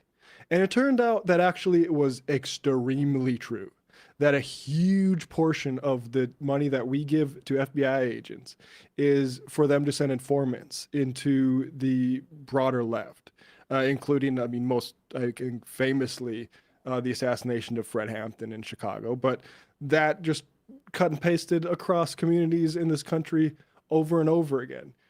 It needs to be addressed. It needs, like, this stuff, we need to have, and the problem right now, I think, to go really like 40,000 foot view, is that Democrats don't have a vision for the world they want to create. They have a vision about the past, which is that, oh, we're the party of civil rights and we're the party of the New Deal, and give us credit for that stuff that happened a long time ago. What world do they actually want to create? When the Democrats were convinced by massive amounts of protest and action to support those things, they were also buying into a vision for the world. What's the vision that is being sold by standard, like Chuck Schumer style Democrats now? There's and the problem is the right's vision is insanely utopian and impractical. They're never going to be able to make this a white country. It's America's too diverse. You're going to need a budget way bigger than the one you gave ICE, and people just aren't going to tolerate it. But it at least is a vision. And like, you can put resources towards a vision, even if it's a stupid one. And the Democrats need to develop, like, what is the world that we want to create here? Because it's broader than just the immigration conversation. The anti-immigrant sentiment has only become so salient because there's nothing else going on for people. Like, I don't think America's got more racist than it was in the 1960s. Or 1970s. I think this stuff's become salient when people's jobs are pinched, but I'm curious if you guys have any response to that. Well, I agree with your point. I think that the racist ideologue, the racist demagoguery that is very popular now is being facilitated by people's waning material conditions, what they experience now. But I think when it comes to what the Democrats have as a vision, I think, what we would consider it to just be like managed fascism, managed authoritarianism, like fascism stewarded by a more reasonable, like, technocrat. They wouldn't call it that, right? They would just call it like whatever version of neoliberal like doctrine they're subscribed to today, third way Democrat, responsible, blah, blah, blah, blah, blah, abundance. They would call it that. But at its core, it's the belief that our society works best when there are people who exist at the fringes who are like heavily, heavily impoverished, because that's the only way our society is able to have the uber wealthy. It's one of the only ways our society can have the uber wealthy. So the Democrats' view is not that these things are bad. It's just that they're being led by bad people. They might want to police the extremes, but that really is only in the sense that they want to police the extreme uses of these particular infrastructure. They want to be able to subject people to the oppressive boot of the state. They just have a different view on who those people should be. And they're able to sell that view by, like, abstracting it, by pushing it onto populations in the global south, by, like giving a mealy-mouthed response to like responses from Republicans. So I think it's just that as part of their managed view of the way society could be run, they just include the Republicans in that way. They include Republicans as part of their like managed fascist view for society as their kind of foil that makes them look the best. Republicans just don't view the Democrats the same way. They don't view the Democrats as like an acceptable foil for their political ambitions, a necessary one. They want them gone and it to be a one-party system where they rule consistently. And that's what Trump is building right now with his like, DOJ going into like individual states to demand the voting rolls. And maybe Trump won't use that in his administration to steal elections and make them more fraudulent than they already are in some places. But maybe the next Republican will, because they've been building an election stealing machine themselves for decades, and they become very efficient at it. And so if Trump is able to effectively expand that, then they will definitely use it in the future. 100%. Right. I think that's a great point. I mean, I feel like you're not even like analyzing it in a way that needs analyzation. Like the members of each party have been outright and open about how each of them views the other party. I mean, I'll never forget Nancy Pelosi's infamous, we want a strong old style Republican party. And it's like, no. So, I mean, exactly what you said, Brandon. Yeah. Let's get to, speaking of those old-fashioned Democrats. Bill Maher had Adam Carolla on Club Random. Man Show reboot. Ziggy Zaggy. Oi. Remember that? Unfortunately, I do. Yeah. I do too. How old were Jimmy Kimmel and Adam Carolla when they had a show where they ended it with young women jumping on trampolines? I'll tell you how old I was when I watched it, like 13 or 14. And that was the best show in the world. So I don't know if it should be called the man, but I eventually grew out of it at like 15. The 15-year-old show, the 15-year-old boy show, yeah. When the show ended, Adam Carolla was either 39 or 40 years old, based on his age. Man. So according to the leaked GOP text, he's a young man. He was a young Republican. Well, no, I appreciate that as a 37-year-old. But I'll say, it's been a while since I would feel comfortable putting my face next to, here's some young models we have jumping on trampolines. But, times change. Speaking of times change, here's Bill Maher talking with Adam Carolla.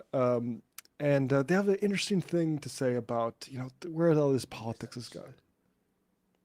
You're, Republican and right-leaning. I go, listen, I don't own a gun. I'm not religious at all. I'm for abortion and pot smoking and everything. How right can I be?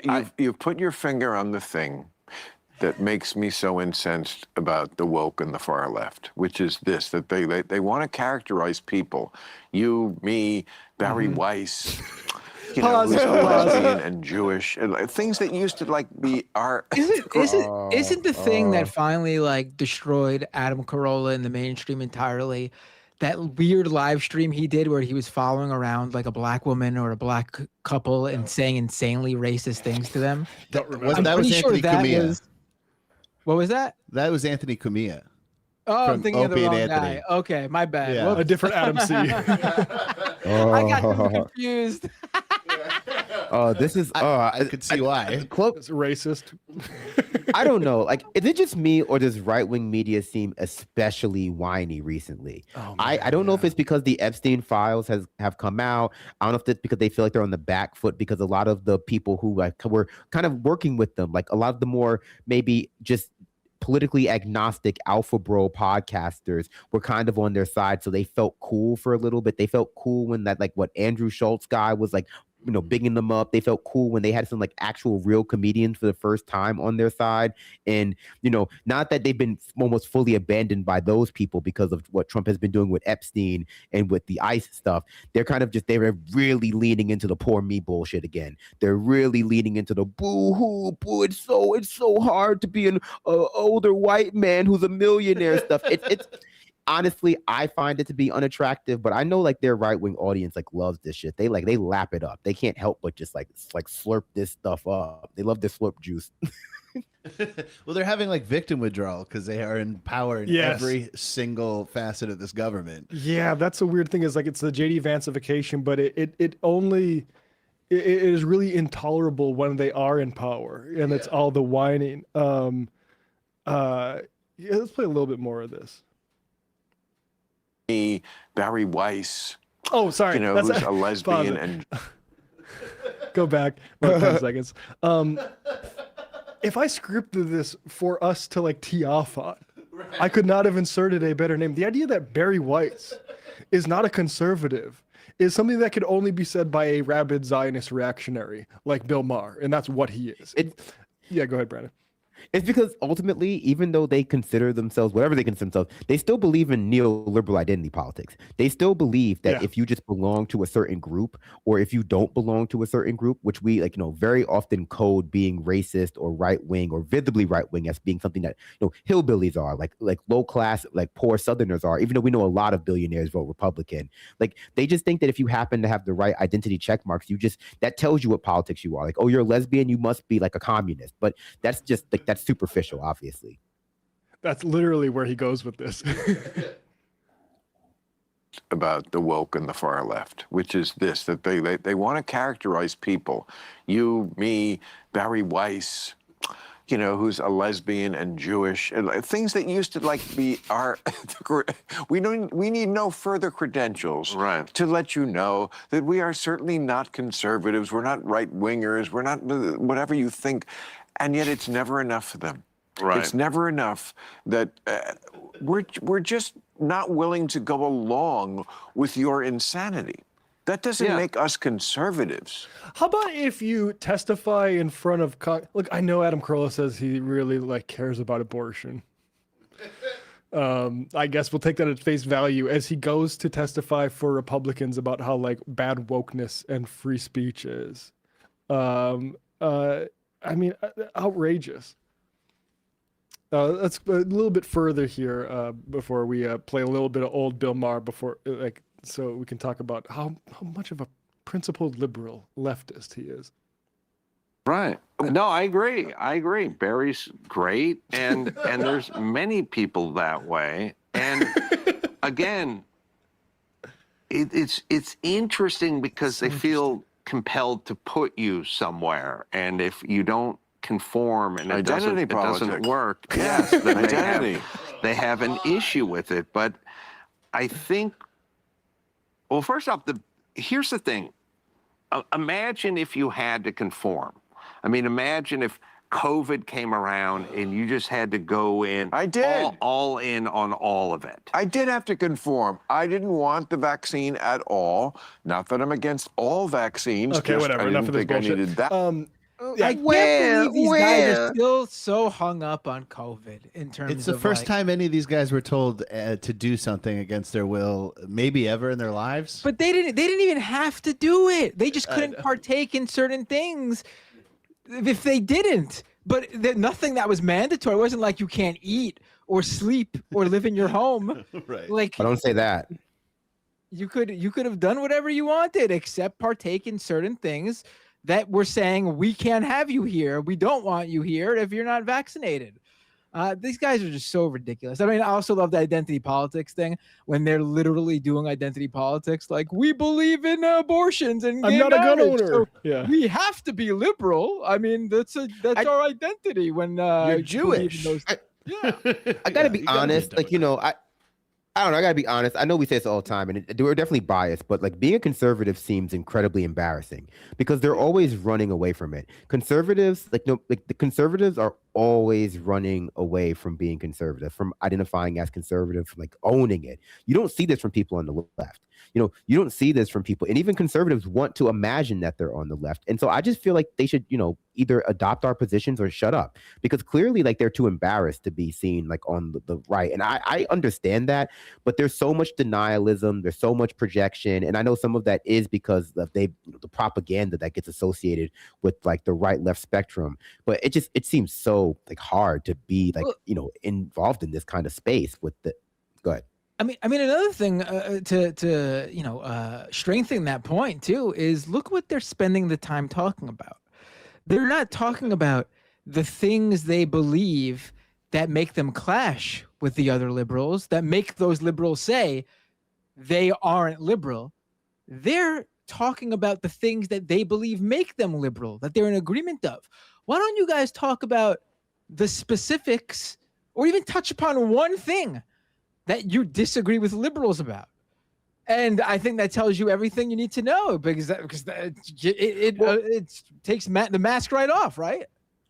The only thing that they can say that makes them like significantly left is that essentially they like smoking weed. Because whenever someone like says like, "Oh, I'm a leftist because like of weed," they just mean they like smoking it and they want to make it as easy as possible. And the abortion thing, if it's not rooted in any particular like personal story they have with impregnating perhaps a too young lady and needing an abortion, it's just a situation of like, I don't care. Like I'm not a woman, so I don't care. That doesn't make you, in my opinion, politically left, because I do care. Like, I do care if women are allowed to get abortions. I do think that it should happen. Like, so the position of like, I'm a liberal, I just don't care what happens to women or if gay people get married. Some people get by on that because the bar is so low in America. But I know that does distinguish you from, I think, people who are reasonably considered like on the left, because you don't care. Like, you don't care if people have rights. You just only care about the things that affect you. And when you do care about those things, like, they tend to be conservative, right? Like you said, they're only willing to highlight the little bit of overlap that they have that are all rooted in like, well, I don't care about that issue, or I do because it personally impacts me.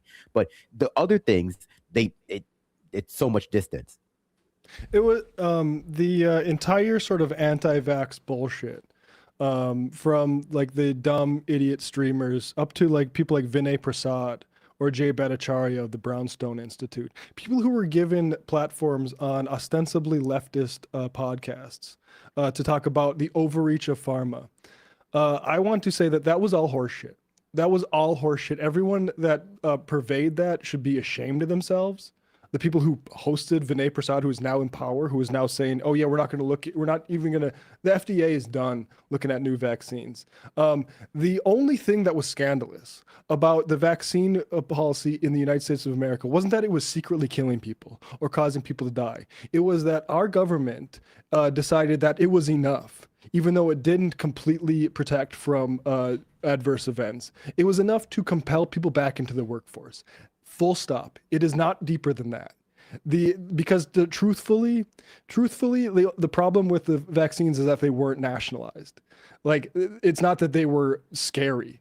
And all this Jimmy Dore shit about how it's actually like causing all these adverse events. It was the largest vaccination campaign in like modern history. If there was actually these large amounts of adverse effects, we would hear more than just the dumbass VAERS shit that they constantly talk about. You would see a huge problem. You know what we actually do see is long-term effects from COVID it fucking self. Long-term effects that are worsened by people not getting the vaccine. And I can't stand that it's just not a part of my healthcare, that I can go in and get vaccinated for all this stuff all the time. I'm boosted. Got boosted, I think it was last fall, maybe it was the fall before, but I am not ashamed to say that. And there's a certain type of like discourse around this that is like people say like, you boosted? Yeah, motherfucker. Like, and this idea that the people who like didn't want to get the vaccine but still wanted to go to fucking Denny's or TGI Fridays. I'm sorry, stay the fuck home, order in. Like, you were not a fucking victim. And to have those people being like, oh, this ice stuff gets you mad. Well, I was out on the government when they started checking people's papers to see if I was vaccinated. You're fucking babies. You're fucking stupid. Oh, yeah. And people have respected this stuff for way too long. And I think people should go back and find out if their favorite YouTuber had Vinay Prasad on, or Jay Bhattacharya. Jay Bhattacharya, who at the beginning of COVID said the case against Medicare for all. Like, these are charlatans that exist as part of a conspiracy against empowering you over your health. And they were peddled by people as if they were some kind of libertarian against big pharma. They were not. They were charlatans. I got a little bit heated there. No, that was perfect. I mean, you're absolutely correct. You're absolutely right. They're almost in bad faith, I would say. Almost in bad faith. Anyway, go ahead, Bender. No, I was just saying, like, the fact that these guys still, like, so many of these people still obsess over this, obsess over something that is now, it's going to be 6 years ago, and they're still obsessing over that time frame. And because they're obsessed over that time frame, they're affecting 6 years on medical advancements in not just the area of COVID and COVID prevention, but also every other illness as well, because this whole anti-COVID vaccine thing, because the government can't tell me what to do, has manifested into a full-blown, anti-vaxxers always existed, but they were always on the fringe. Yep. Now, because of the COVID vaccine, anti-vaccine sentiment across the board for all sorts of illnesses and diseases has become a mainstream thing that we have to deal with now. We see people across the country, different communities be ravaged by diseases that were obliterated just months or years ago. I should say, like, they didn't exist just months or years ago. They were obliterated many, many, many years ago, thanks to the invention of those vaccines. I mean, Claudia Scheinbaum is having to say, like, in addition to all the guns and drug problems, the demand in your country and supply of those things is causing, also, you're giving us fucking measles. Like, that's how shabby this country is right now. No, I mean, the response to like the public health initiative, I would say like almost impressive at its scientific level public health initiative by the CDC and associated scientists during COVID-19 was just, overshadowed by the culture that it was received by. And in the United States, there are just certain things about our culture that made it very difficult for people to appreciate what was happening in a way that would result. And I think anything kind of but this and left for like a radical transformation in people's imagination. And, we're hyper atomized. We're hyper individualistic. People associate freedom in America with consumer culture. And so not being allowed to go and shop in person, not being allowed to eat inside your favorite restaurant, for some people did feel like a loss of their only freedom that they ever had. And even people who consider themselves, I remember people who consider themselves to be like leftists felt the same way, because it's like, that's all you have in America. If you don't have the ability to go to Target and pick between 17 different types of Cheerios, you don't have freedom. If you don't have the ability to like work 55 hours a week and then maybe on Friday afford to spend some of that money on a bar with your friends, you don't have anything in America. And I think the pandemic exposed that to a lot of people. And instead of, really confronting that, a lot of people weren't able to confront that the way they should have. They retreated into this idea of like, it was like oppressive. It was like being in Nazi Germany. It was like the Holocaust, because I couldn't buy the things I wanted to in person. I couldn't go to Chili's. And, I think it's just sad. It really speaks to the imagination of people in the United States, that for them, that was the worst thing that they could possibly ever imagine. And they're talking about it 6 years later, not because millions of people died, but because they couldn't go to Chili's, because they couldn't go to the concert that they wanted. And people will try to dress it up. They'll go like, this is not about that. This is about rights. This is about like freedom. It's like, yeah, but for you, like those rights and freedoms are the ability to go to Chili's, right? And so we can agree that there is an abstract value to that, right? But what you're really concerned about is that you weren't able to go shopping and you weren't able to go to Chili's. Sometimes people go, I wasn't able to go to church. The fuck you weren't, bro. You weren't going to church. Like, not consistently. That wasn't happening. Also, they only think about their individual freedom. They're not thinking about the freedom of them, a anti-vaxxer, non-vaccinated person, was taking away from other people who still couldn't go to places because of individuals like them, who had freedoms taken away from them because they had to say, you can't tell me what to do. So they took away other people's freedom. They never think about those people. Yeah. Those people, they're just, they're disposable. Those people don't have real freedoms. They don't matter. No, worse than that, they do think about other people's freedoms. Like, that's how Americans feel extra free, when at least a certain class of Americans, when they're trampling over other people's freedom. Like, it goes all the way back to goes all the way back to the United States as like the foundation of like a slave nation and a nation that was founded on genocide. A lot of Americans have a hard time conceptualizing freedom, what freedom means outside of the dynamic of I'm taking away someone else's right. Like, freedom in America is like, where can I bring my gun and make people uncomfortable, but they can't legally allow me to go, they can't legally kick me out of. Like, how far can I put my hand in your face before like it becomes a crime? That's how Americans conceptualize freedom a lot of times. Like, what identity factors, what kind of day do I have to have before I deserve to be able to like afford to rent a slave and mistreat them on a delivery app without judgment? And you might say that all of those things, you can dress those up, but at their core, they are not the the mental hangups of a dynamic society, or a society that can handle the dynamic dynamism that's necessary in a world where like climate catastrophes happening all the time, like pandemics, because it means that we're so rigid, and so much of our freedom is about like, can I sneeze in your face without wearing a mask? And if you go like, I don't think that we should be thinking like that. People go like, in the Constitution it says that I need to be allowed to do that, and you go like, well, maybe it does, but I don't think that's good. And then, because of our civil rights issues, like it just doesn't go anywhere because we have so many hangups. Yep.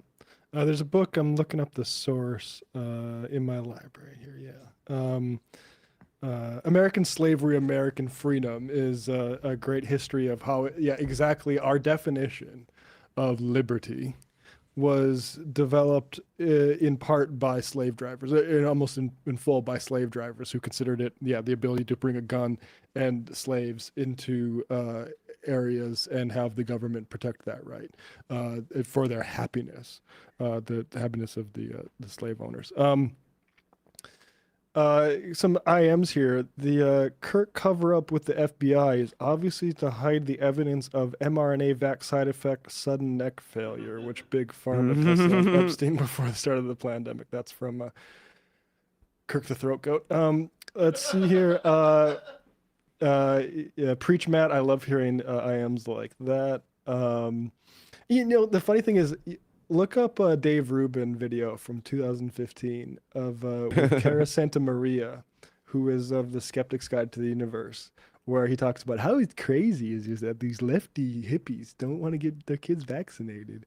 And now what's he doing is completely peddling that same thing, because none of these people have anything remotely close to principles here. I got sidetracked on something that I wanted to get to.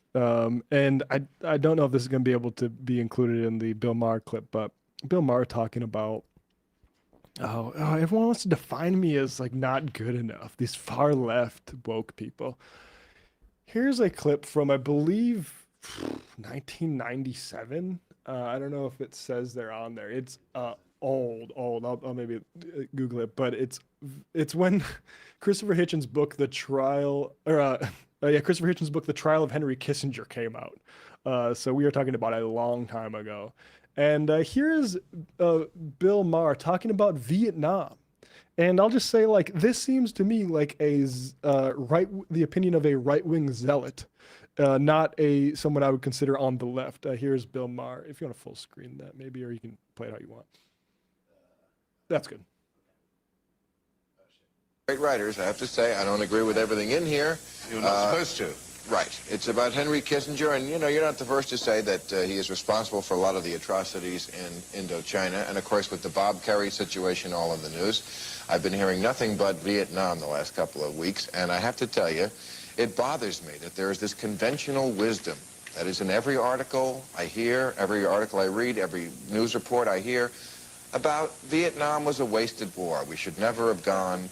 I've said many times on the show, I thought it was a necessary war. It was very nice for Ronald Reagan, an actor playing the president, to go over to the Berlin Wall and say, tear down that wall.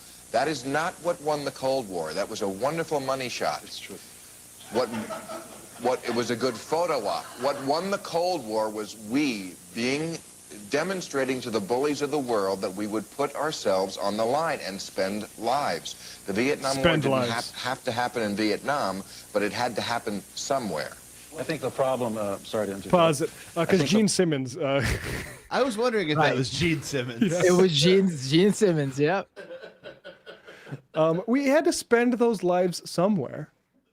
We had to get people taken down in helicopters in a jungle across the world somewhere to prove that we'll stand up to bullies. People should remember, Ho Chi Minh cited Thomas Jefferson's Declaration of Independence when Vietnam was trying to have a decolonial revolution against the French. And America decided, you know what? We actually aren't ready for that. We're going to step in where France's colonialists leave, and we're going to prop up an entire puppet government that we're going to insist has a right to defend itself, and we're going to arm that right. And in that case, we're never able to get the numbers with the fake puppet regime, and it failed. It was a complete. It was evil. The Vietnam War was evil. There's not two sides to it. Nobody, and it's not just evil because American soldiers died for it. Well, that isn't part of it, because like we're talking about the different sorts of like lack of caring. For Vietnam, you know who really needed a Vietnam to happen somewhere was the defense contractors like Bell Helicopter. Because every single time that one of those helicopters went down into a jungle, Bell Helicopter got to make a new helicopter and sell it to the government.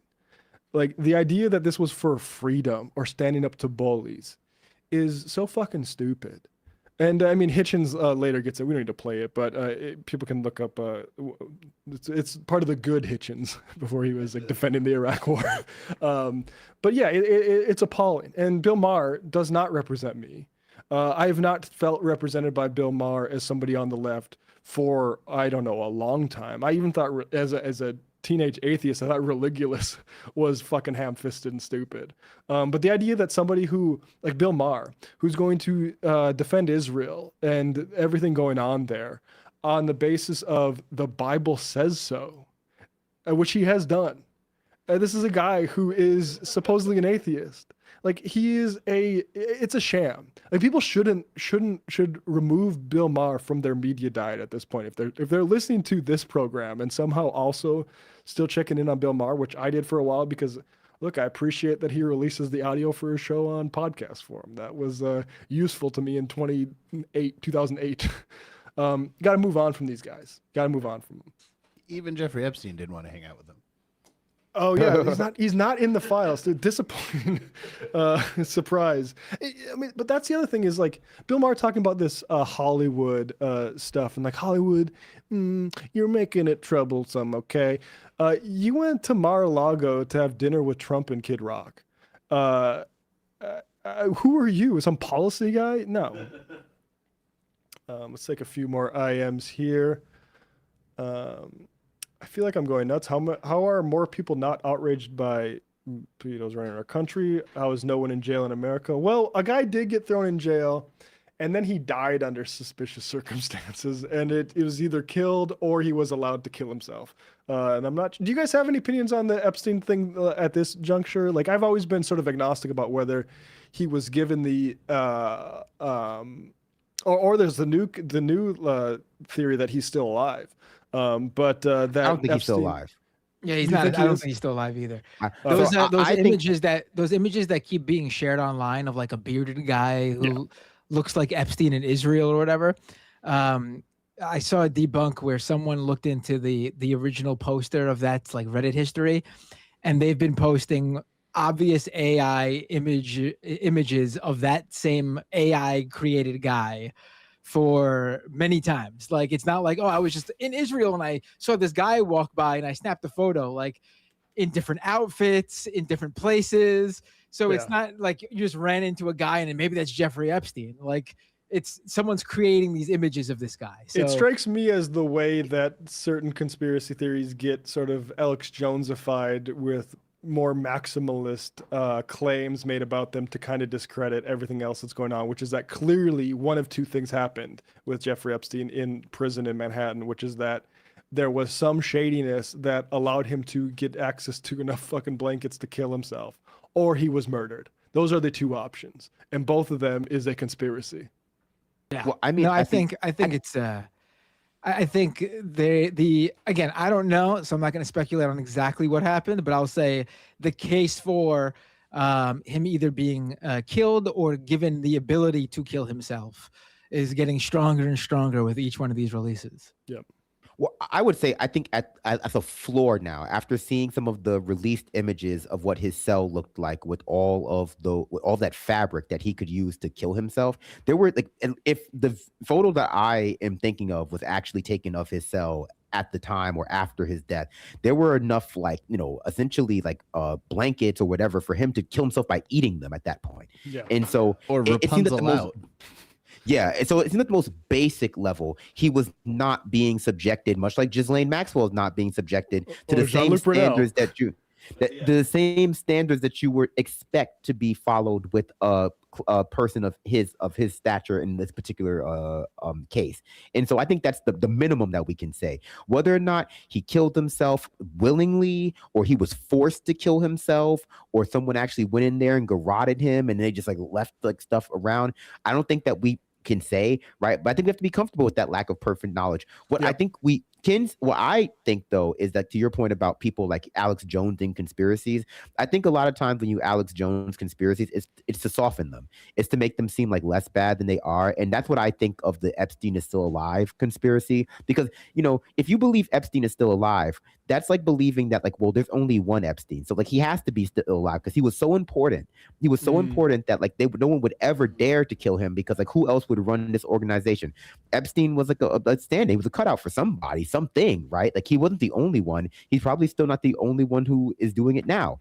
And so to believe that Epstein is still alive, I think fits in people's belief that like, no, Epstein was so singular, like great man pedo theory. Epstein was so singular to this kind of thing that without Epstein's being alive, you know, it can't keep going, or like, you know, like they would never kill him because like there's no one like him. There's probably another Epstein already. Like, you know, it's the same thing with the Maduro situation, or any cartel that Trump is trying to allege exists. Even if it did work that way, like, you know, if you just kill the head of the organization, it doesn't fall apart except for in extreme cases. And it doesn't seem like this was, you know, despite Epstein's eccentricities, it doesn't seem like this was an unsophisticated operation. Yeah. Right. I mean, what strikes me when I see the releases, the emails, is how recent a lot of the emails were. Like these aren't just like a bunch of emails from a decade ago. Some of a decade before he died, I should say. These are emails that were from the days before.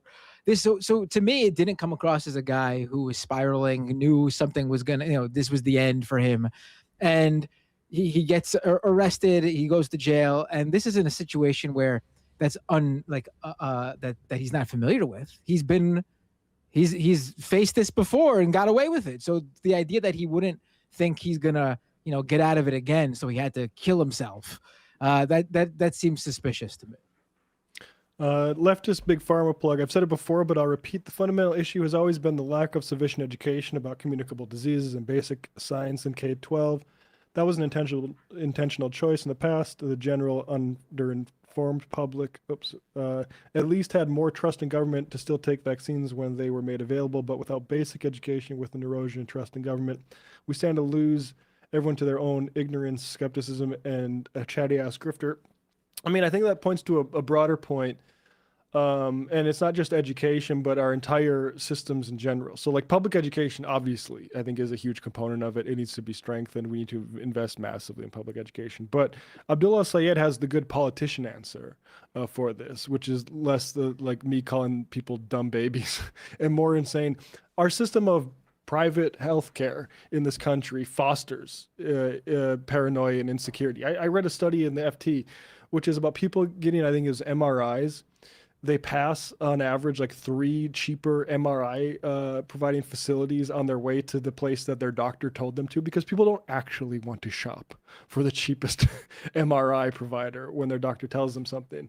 The entire system is set, like you can't go to people after saying, after price discriminating them out of healthcare forever, and say, we actually need you to take this vaccine. People are going to be suspicious about why they're getting it for free. You saw all sorts of people saying it. And that is fundamentally why I think other countries had a better reaction to these efforts than ours.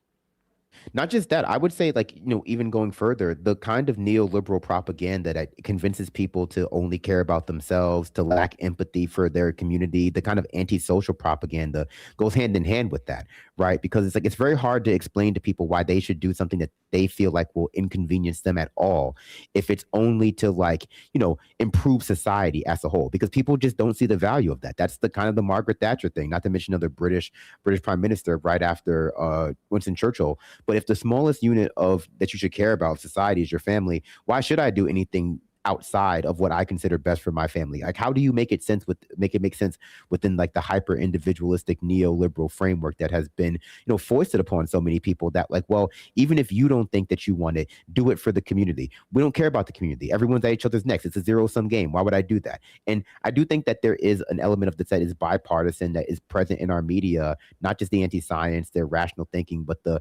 anti-social thinking, that they want people to be able to turn off immediately, like you're saying. Like they want people to have this because it makes them easier to scam. It makes them easier to trick into like the two-party system duopoly. But when they really need you to do something, whether it's not vote for Trump or like, to get the vaccine, they want you to forget all of the conditioning, forget all of the context, forget everything you've been like trained to think like, and go like, just stop it. Just spontaneously develop proper training. And it's just not reasonable. And it's really easy to understand all of the different ways people are disincentivized from caring about public health or getting vaccines. But so many of them intersect with the things that people, at least empowered, need to be true in order for them to like convince you to like not rise up.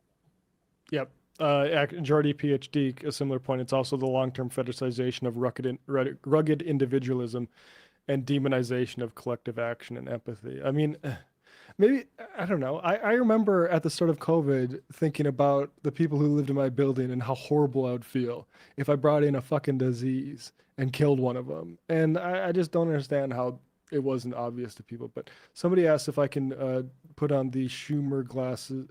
NYC transit worker, Matt, can you please do a Schumer impression with the glasses? And please, well, I do have the glasses here. Put them on. But I don't have a good Chuck Schumer impression, so I'm not even going to start that.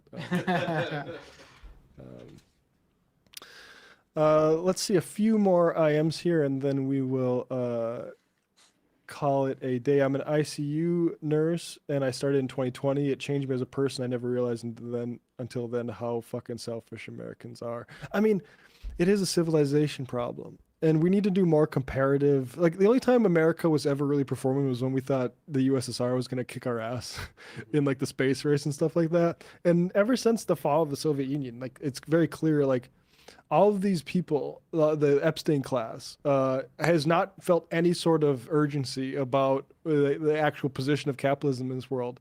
And I got news for you. We are being surpassed, folks. By the time like your kids are our age, the idea that America is like the world leader in like economic production, stuff like that, is going to be long gone. You just look at the way Asian countries reacted to the bird flu, and they just sensibly decided, well, you know what, when I'm sick, I'm going to put on a mask. And we turned it into a dumb culture war. Like, just, I mean, stupid pig-headed It will be a banana republic that the bananas are just warheads. Yeah, exactly. But then, even then, it's like, our nukes are running on floppy disks. Yeah. Yeah, it's because, I mean, that's such a good point. It's because ultimately a lot of our military spending is a boondoggle. Yeah. And a lot of Americans, even who should know better, cope by going like, okay, yeah, we may not have anything that other countries have, but if we need to like bomb Iran, if we need to like invade a country, we're going to do it. We couldn't even beat the Houthis in the Red Sea. And people are like, oh no, we abandoned that. We abandoned Vietnam. We abandoned Afghanistan. Like, what is this money for? We dropped those $8 million bombs each on Iran, and their nuclear facility got more powerful. Like, so a lot of people cope with this idea of, you see it sometimes when someone strikes at America and people are going to find out why America doesn't have healthcare. It's like, no, they don't have healthcare because billionaires control our society, not because our weapons are good.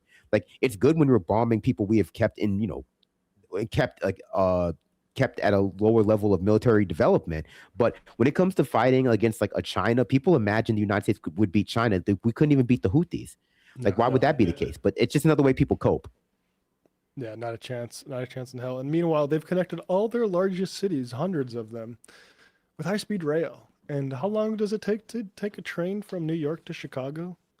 2-3 days. About a day and a half at least. And that's as airplane tickets rise and rise and rise as airplanes fall out of the sky. But anyway, isn't communism so bad? Folks, I think that's going to be it for this Thursday for the Boys edition of Majority Report. Matt Binder and Brandon Sutton, thank you so much for joining us once again. It was a pleasure, as always. Thank you. Yeah. I look forward to seeing you guys again next week. And until then, we'll be back tomorrow with a new show, folks. We'll see you then. It might take all the strength I got to get to where I want, but I know somehow I'm gonna get there. I wasn't looking when I just got caught between the truth and the lie bar, but finding out won't make me feel any better. Yeah, I know the clock is ticking, but the meds are gonna kick in, and my pilot light's shining bright. I guess somewhere the choice was made for the option where you don't get paid, for the road that bends before it finally breaks you. I guess somehow I lost my drive between the 101 and the 5. Do you know how far the detour takes you?